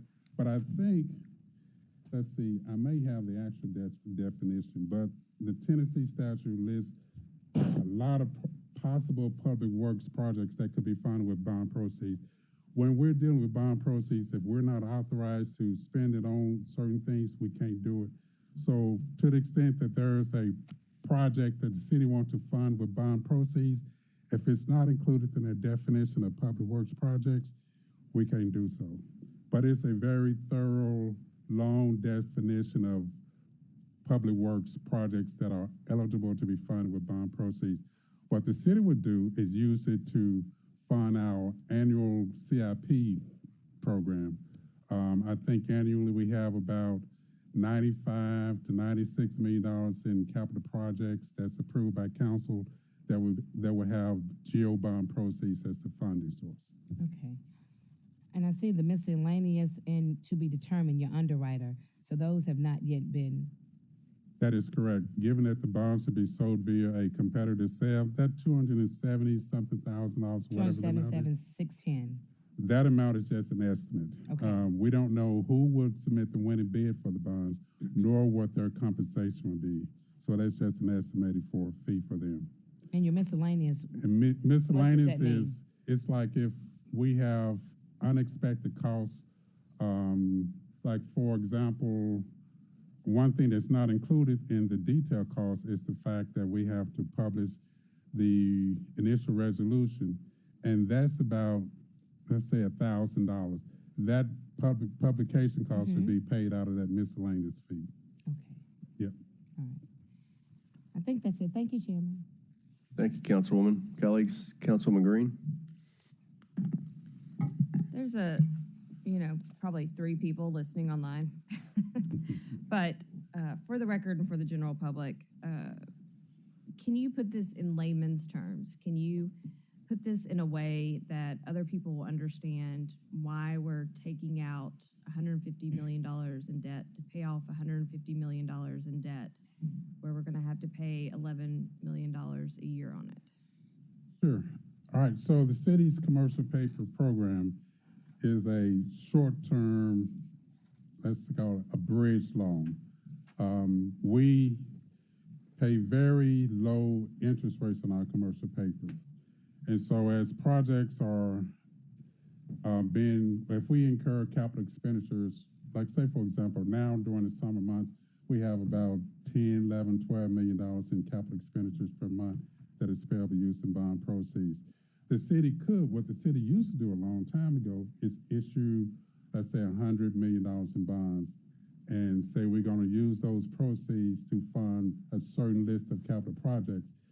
Whereas we know some projects may take 3 years and some may take 2 years. So when we used to do that, we would have bond proceeds sitting around. We're paying interest on it. We'd be earning interest also, but a lot less than what we're paying. And when we issue bonds, let's say, for example, now we got an interest rate about little over 4% on long-term indebtedness. We're paying, I think, about less than 3% on the commercial paper.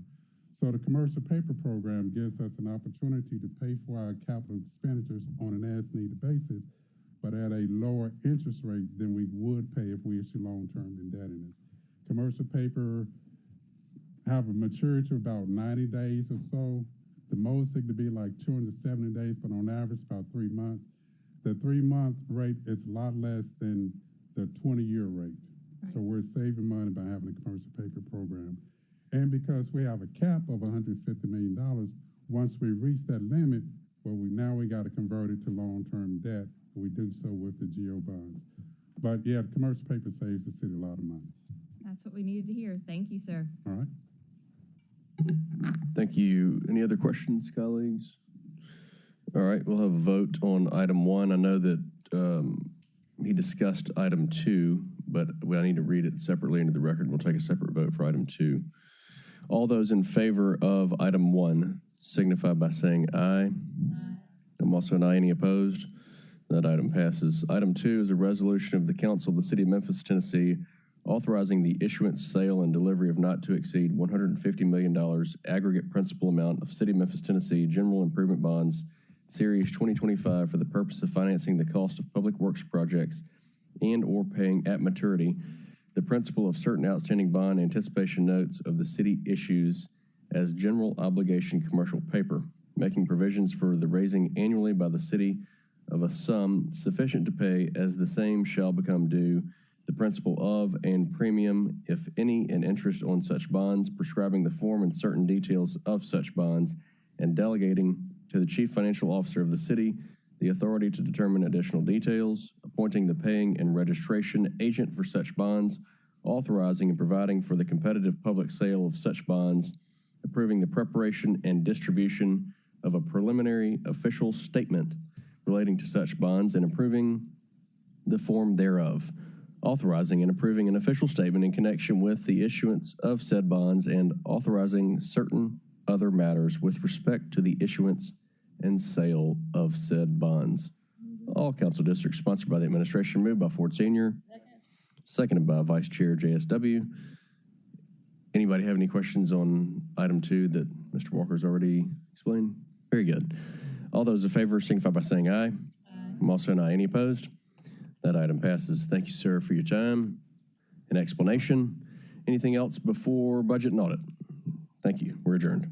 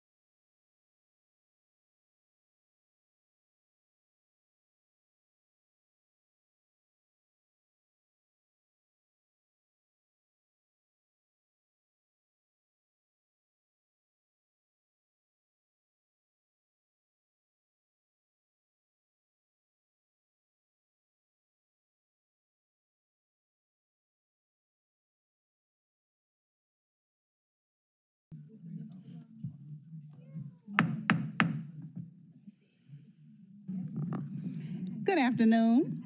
The September 23rd, 2025 Planning and Zoning Committee of the Memphis City Council is hereby called to order. Ms. Hayes, would you please call the roll? Councilwoman Dr. Easter Thomas.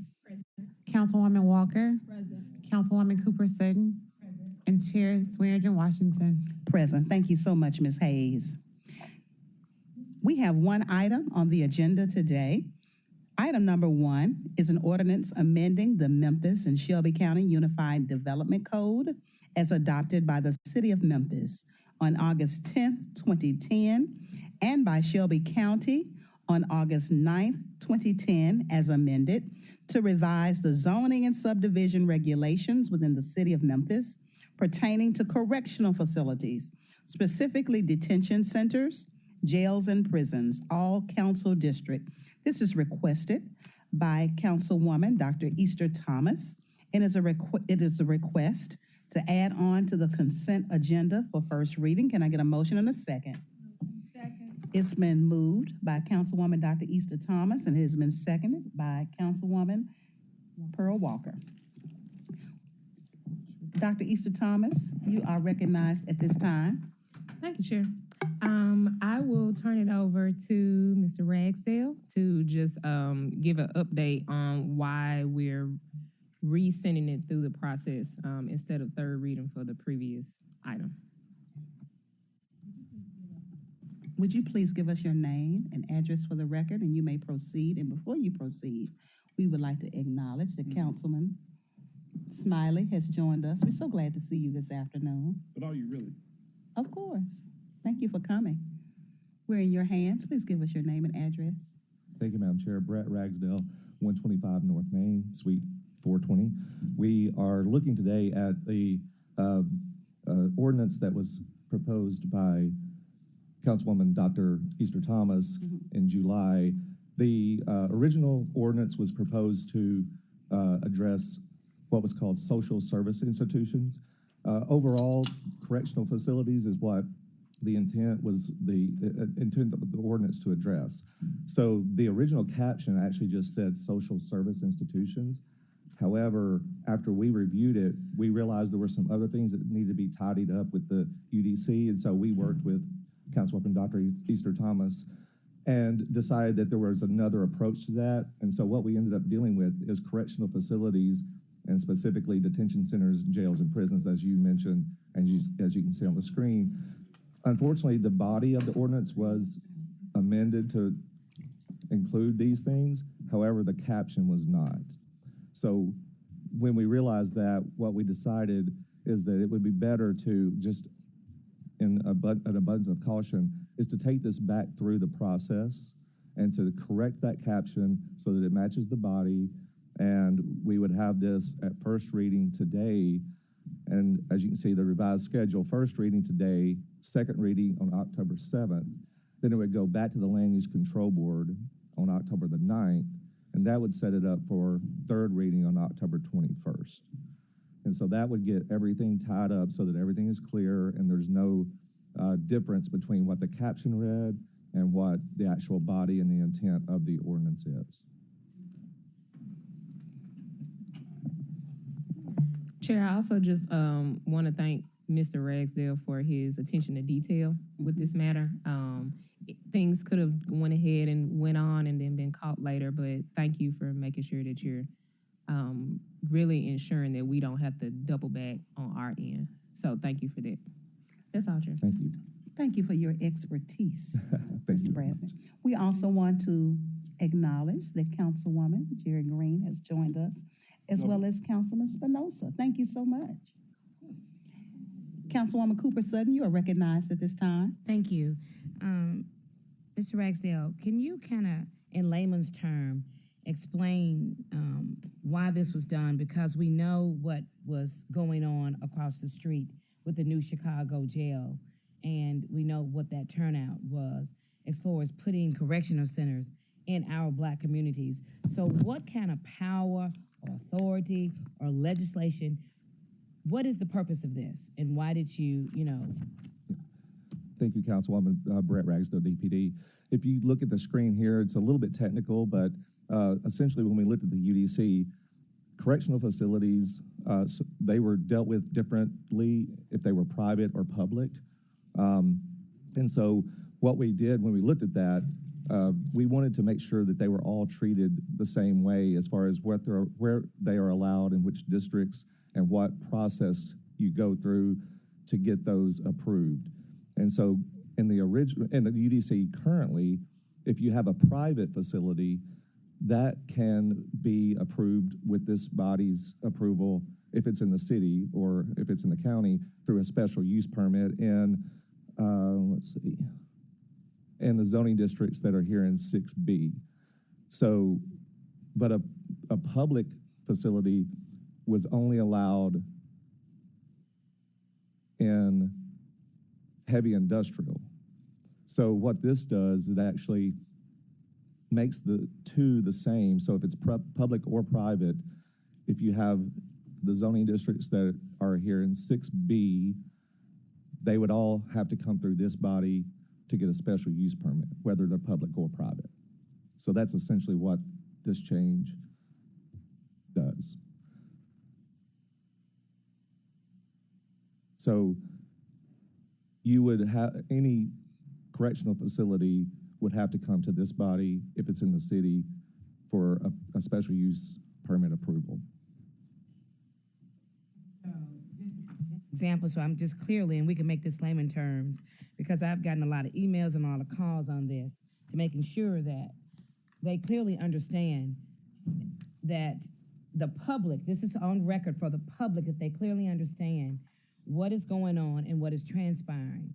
And, you know, we don't, and I know I don't, and the people that are emailing me and texting me and calling me, they want to just make sure, you know, that what happened in New Chicago does not happen again.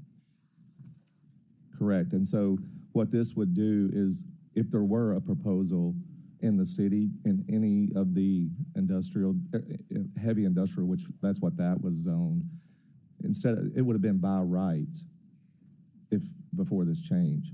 With this change, it actually would have to come to So they're gonna have to come to this body to get approval. So that's essentially what it does. Right. Before this, they could just build it anywhere, right? And if it was heavy industrially zoned, yes. That's what I want to make sure. Yes. Just don't want any misunderstanding, and make sure that's on record. You know, because sometimes, you know, things can be pretty tricky, and they can come before this body and then override what's going on over there. We want to make sure that if this is, that we stay inconsistent, and even though it may be an industrial area like it was in New Chicago, okay, just want to make sure, you know, trick stuff going on. And I'm just speaking for the constituents. My phone is blowing up with emails over here. I mean, text messages, really concerned about what's going on. So, for the record, constituents, that if any industrial area in the Black community, in impoverished areas, they have to come through here to get a permit to get approved first. Is that what you're saying? That's correct. If this change, any industrial area in the city of Memphis, they would have to come to this body to get approval instead of it being a by right use. All right. Thank you. Okay. When is, it doesn't take effect until October when? Assuming the Land Use Control Board voted, take a vote, comes to us for the 21st. October 21st. Correct. Correct. Okay, we want to acknowledge that Councilman Ford is here, as well as our chairman, Canale, is here. Does anybody else have any items that they need to share regarding this? All right. All those in favor, say aye. Any opposed, nay? It is the opinion of the chair that the ayes have.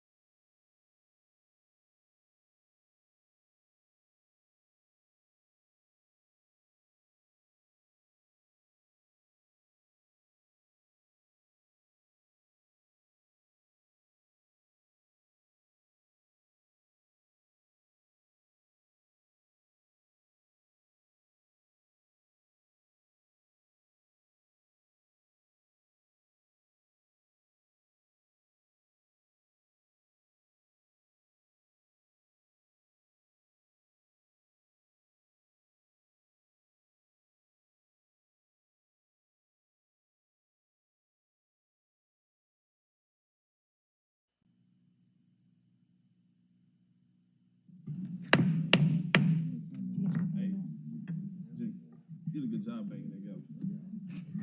Good afternoon, everyone. It is now 2:03 p.m., September 23rd, and I hereby call our Public Safety and Homeland Security Committee to order.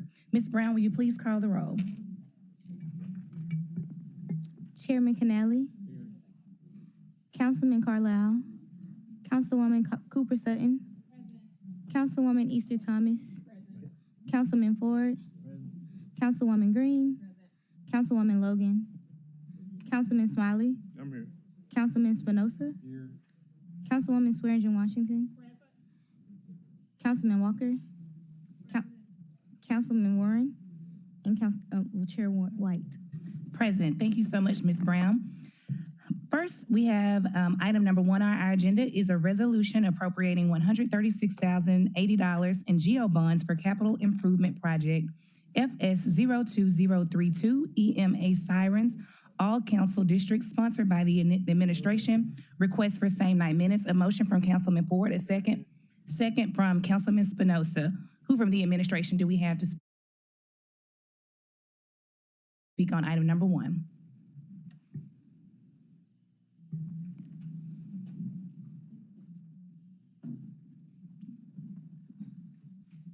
Good afternoon. Please state your name and address for the record.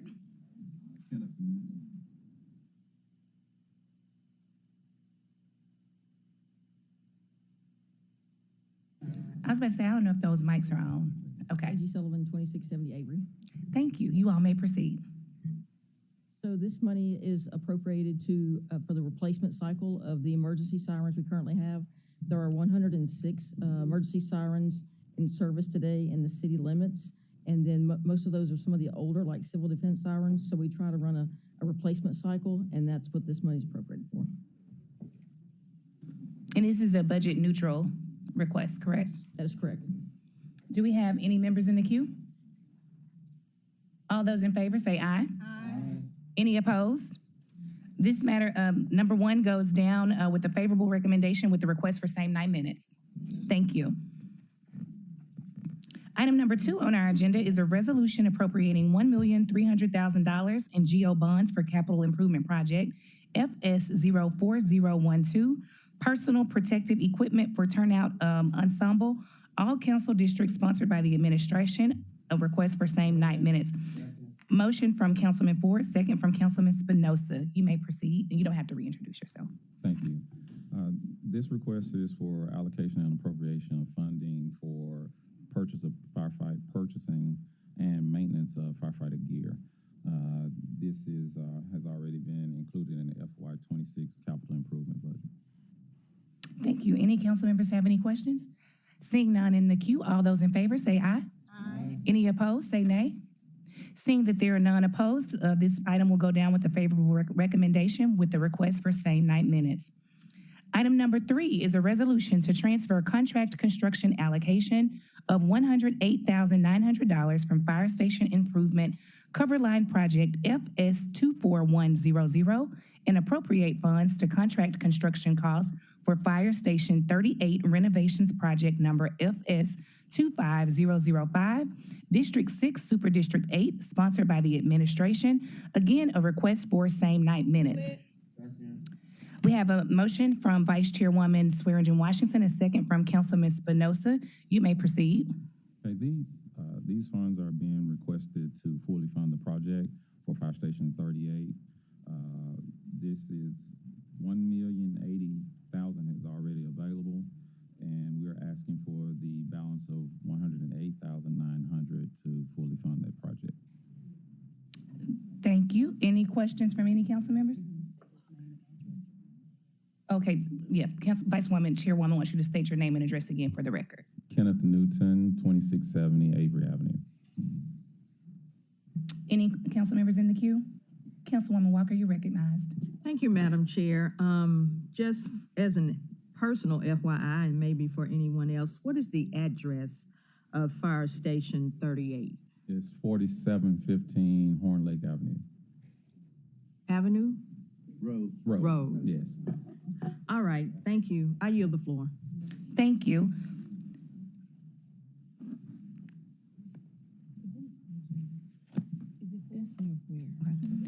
number 4 is a resolution to accept and appropriate grant funding. Sorry, you all, moving too fast. We didn't vote on that one. All those in favor say aye. Aye. Any opposed, say nay. The ayes have it. That'll go down with the favorable recommendation for same night minutes. Item number 4 is a resolution to accept and appropriate grant funding in the amount of $338,198.87 from the Tennessee Emergency Management Agency's Hazard Mitigation Grant Program, HMGP, to be used to purchase software for an emergency mass notification system. All council districts sponsored by the administration. Request for same night minutes. A motion from Councilman Ford and a second from Councilman Spinoza. You may proceed. Angie Sullivan, 2670 Avery Avenue. This is a FEMA-funded grant that goes to the state level. TEMA actually receives the applications and reviews, and we were approved for the amount of $338,198.87 for a mass notification system. The Everbridge system that we currently have was a one-year contract. This will be replacing the Everbridge system. There is a 10% match. Thank you. Do we have any council members in the queue with questions? Seeing none, all those in favor say aye. Aye. Any opposed, say nay. This matter will go down this evening with a favorable recommendation with the request for same night minutes. Is it all already? Okay, before we adjourn though, one quick thing, and I'm gonna ask also our chair to mention this too. I want us to be really aware of these same requests for same night minutes. The purpose of us having this is for us to have it well in advance to be able to properly vet these projects. Fortunately, all of these were budget neutral and the resolution was able to give us enough information to understand exactly what was going on, such that we didn't really have a lot of questions. But unless these things are, and we didn't get into the urgency of it being requests for same night minutes, but that's really an extraordinary circumstance. And so we want to make sure that we actually comply with our permanent rules of procedure and that these items get in on time and that we have the 2 weeks to be able to have these items before us to vet them and ask whatever questions we need, and then they be properly presented at the next council meeting. Thank you all so much, and thank you for your service. We really appreciate you all joining us today. All right. Seeing that there are no other matters in this committee, we are now adjourned.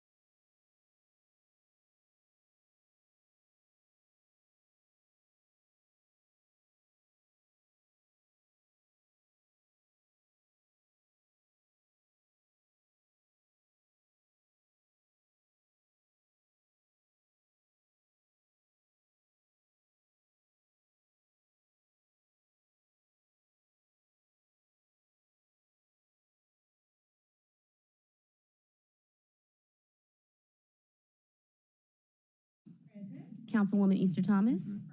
Councilman Ford. Councilwoman Green. Councilwoman Logan. Councilman Smiley. Councilman Spinoza. Councilwoman Swearingen Washington. Present. Councilwoman Walker. Present. Councilman Warren. Councilman White. And Chairman Canali. Here. Chair observes a quorum. Colleagues, it is my great pleasure to introduce you to two more new staff members. Who are they?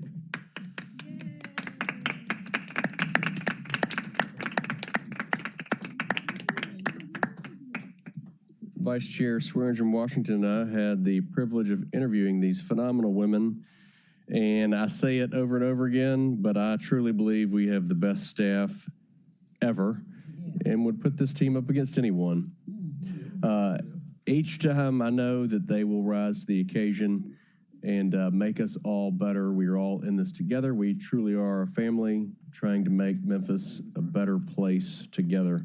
So the addition of Allison Smith, would you please stand? Allison behind me and Miss and Gia Robinson. Gia in here.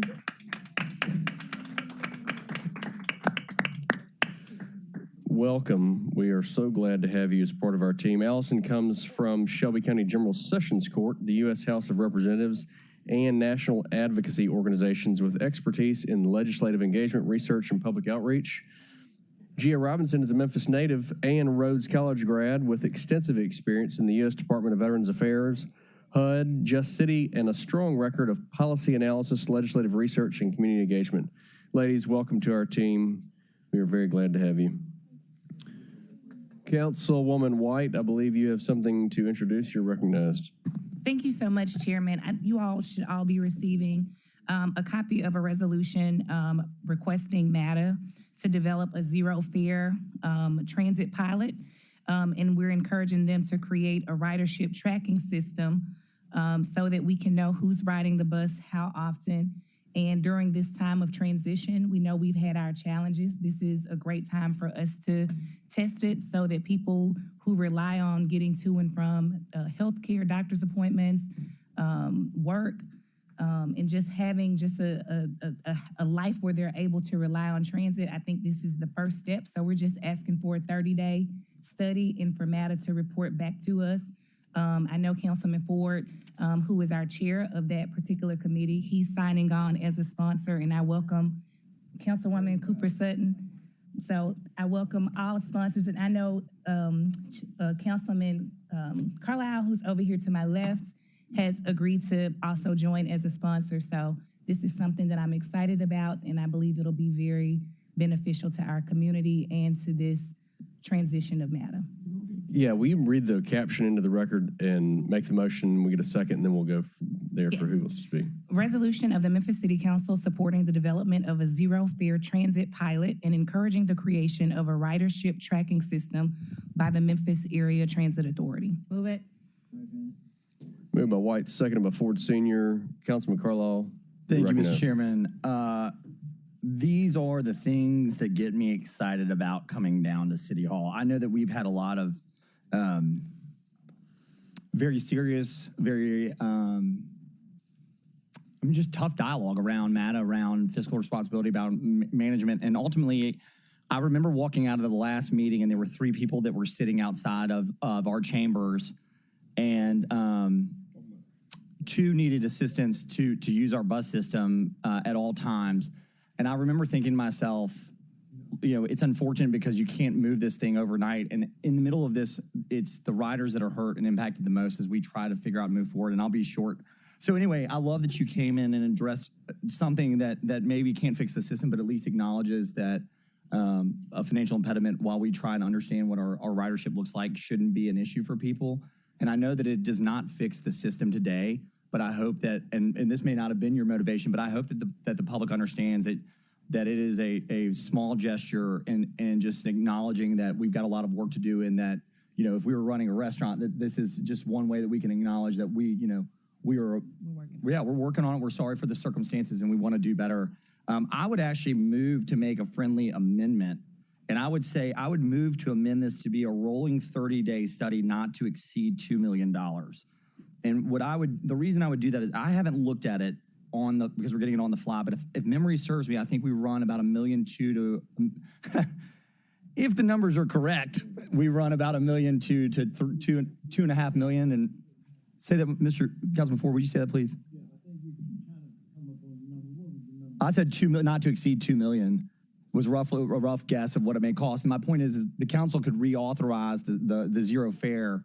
So the idea would basically say you would keep this rolling not to exceed $2 million should the council not act, but it also allows the council to continue the study and see how it progresses. Because what I want to see is if we can take all financial impediments away, and what Attorney Wade with our two trustees and the administration, we should be able to discern the actual ridership and data that we need to get going. So I think it is a very, very good litmus or very good test and data study.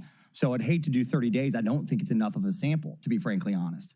It'd be great to go through the holiday season and into the spring season and see some of those seasonal trend runs. So that would be my friendly amendment. We can tighten up the language, and I would also, if the body is cool with it, I would also move that this be done with same 9 minutes, if there's not an objection. Oh, it already is? All right, cool. Thank you.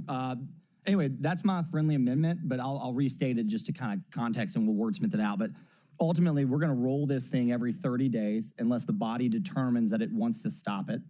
And we can do that by resolution, or I'll get Chief Hyman to get the trigger. But we don't want to exceed a fiscal note of $2 million. So should the body not act and it start to basically, and we'll do it on an accrual basis, and I can get the accounting done. We would look at trend lines, but basically what we think our out-of-pocket might be. And so it will allow us time to get through the seasonality and get a longer run of a really good idea. So that is my motion. I hope that it will be accepted and we can get it squared away by downstairs. And I can actually leave here in a second and start working on it. So moved. All right. So all those in favor of, anybody else want to speak on this? Yeah. One quick question for clarity. I love that we have something in front of us to consider. The $2 million, is that on top of the monthly allocation that they're currently getting? Or are we saying, Councilman Carlisle, real quick, just clarity on the $2 million. So are we saying that's $2 million on top of the current monthly overhead? Or are you talking about $2 million in ridership? So you've got a bus that runs no matter what. So you have the fixed and variable costs. What we're probably, the best way to say it, I guess, in the public sector context is you're going to have $2 million of potentially less revenue that you're going to have to offset. Is the best way to probably the tightest way to say that. It would be like the $2 million that riders would be paying. You got it. Yes, sir. Got you. That's what I wanted clarity on. Yeah. Well, look, we couldn't get, and I appreciate Councilwoman White for bringing it up, and I appreciate you clarifying that. I think it's important that the public know that we haven't gotten information on ridership. And so I'm excited to have real data that we're going to get through this program. So I'll support this. We got to change something, and I appreciate you bringing it up. Yeah, thanks. Okay, so does everybody want to be a co-sponsor? We're going to reach out to the members that aren't here. Okay, all those in favor of sending this downstairs with a favorable recommendation with the same 9 minutes, signify by saying aye. Aye. I'm also an aye. Any opposed? Yes. Yes, as amended with the accepted friendly amendment, right, sponsor? Yes. Okay. That item passes. Councilman Smiley, you are recognized. Honorable Chair of this esteemed body, Ford Canale. Have a resolution, basically amends the Memphis City Council Community Grant Program. As you know, there was like an eligible list or list posted, and everybody in the community has been talking about it. I've been hearing some pushback, but also been hearing some people who are concerned with the processes that we undertake when we decide whether someone is ineligible. But I do think it's probably prudent to extend this program in terms of giving people an opportunity to fix, provide any missing documentation, make any calls they need to the finance department, so that we can try to help as many people as possible. I don't think the goal of the community grant program should be to push people out. I think our goal is to raise the floor for organizations who are doing the work in the communities. There's a lot of organizations that are doing the work in the community, may not have the staff necessary, but they're doing the work in the community. And I think our job should be to help them. I think almost every member of sponsoring this resolution to open the grant program back up. I'm gonna read part of it because I think people want to hear it. Maybe just the last paragraph. Yes, sir. I take instructions. The last two paragraphs. Is that okay, Mr. Chair? Yes, all right. Be it further resolved that the Memphis City Council shall extend the FY26 Council Community Grant Program application deadline to October 17, 2025 at 11:59 a.m. promptly. The grant application shall take place at the December 2nd, 2025 and December 16, 2025 council meetings. Any applicable updates regarding the program and any additional workshop dates shall be made available on the Memphis City Council website. That means go check the website. Be it further resolved that all previous provisions of the FY26 Community Grant Program related to the eligibility requirements, reporting documentation deadlines not amended herein shall remain the same as FY26 Council Community Grant Program resolution passed by the Memphis City Council on September 9, 2025. There's a lot of you all that sponsored it. Myself, Councilman Ford, Janika White, Councilwoman Cooper Sutton, Councilwoman Green, Councilwoman Pearl Walker, Councilwoman Janice Swearengin Washington. I didn't put Councilwoman Janika White, Esquire. I'll give you all your titles. Oh, yeah, and I think I need to move this, and I move. Moved by Smiley, seconded by Ford Sr. The Dr. Easter Thomas from the... Councilwoman Easter Thomas. I forgot that. Thanks, Chair. One I'd like to be added, but I have a few questions Rhonda's for fussing clarity. at me, too, so... Oh, hey, Councilwoman Logan. He fussing at me in my ear. See you all day. I didn't add Rhonda Logan. I'm sorry. Question. Y'all ready for these questions? Somebody gonna answer them? Okay. So when are the additional workshops gonna be with the extended application? How many additional workshops are we gonna hold with the extended application? We're gonna so when we're talking over it with the all-knowing Meredith Keaton, she said we're gonna have to figure it out. And the grant administrator, the lovely young lady in the green, she says 2, and we listen to her. Are those dates? We don't have those dates yet. We're gonna figure it out. So is it gonna be close to, is one gonna be close to the October 17th one? So that it'll be. The grant administrator said yes. Okay. Also, for the allocation period for December 2nd to the 16th, is that 100% allocation? If not, I ask to amend that it should be. Can that be reflected? We have to in? apparently. I mean, if you want to say that, we can make a saying friendly everything else amendment. might as well. Yeah, that's my friendly amendment for 100%. Can we repeat it again? Friendly amendment in the second be it further resolved to add the grant allocation shall take place at the December 2nd to December 16th, 2025 council meetings for 100% allocations by this deadline. Because that's Christmas. All right, so I've been advised by my other brain, Meredith Keaton, that I need to read the other one, the other B4 resolve clause, that the Memphis City Council shall allow a one-time clemency period of September 24, 2025 through October the 1st, 2025 at 5 p.m. Central Time for all end-of-year reporting and supporting documentation for FY25 community grant funds to be turned into the City of Memphis grants account, and there will be no extension to this deadline. If the documentation received is incomplete, the organization will remain in its ineligible status. Retain its eligible status. Got it. So you got approximately 1 week to get yourself together. Get your affairs in order. Hold up, Attorney Wade speaking. I hop in. Yeah. So.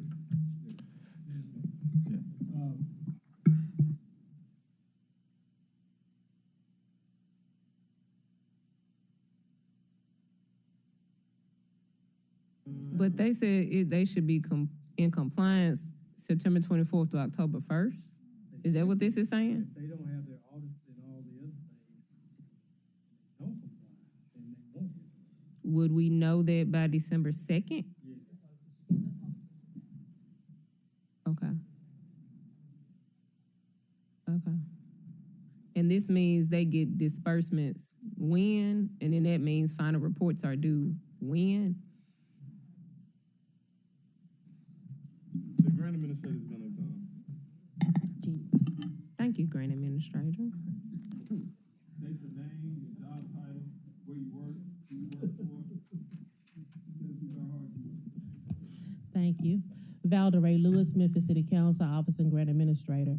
The deadline for the end of the year report will remain the same. It's always the first Monday of May in order to allow time for the budget season. So May 4th will remain the same. However, the allocation period for them to use the money can go anywhere from July 1, 2025 to June 30th, 2026. You feel where I'm about to ask next? So basically, at that last meeting in December will be the final allocation round. Once that's done, of course, we still have to allow time for the contract to be developed and for it to be processed. We tell them 60 to 90 days. So it's a possibility that they won't receive their funding until possibly February or March. And then the report is due in May. The report is due in May. And then they may have 3 months to spend a whole fiscal year's worth of allocation. They have until it's from June, from You said to July June, 1 so March. to June 30th, 2026.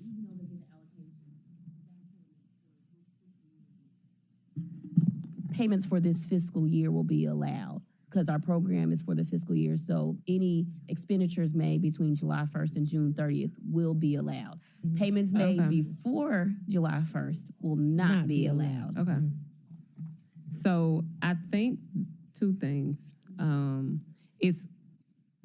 It's clear that we want to make sure that, you know, there are a lot of people on that list, and that we want to make sure everybody is able to apply for funding.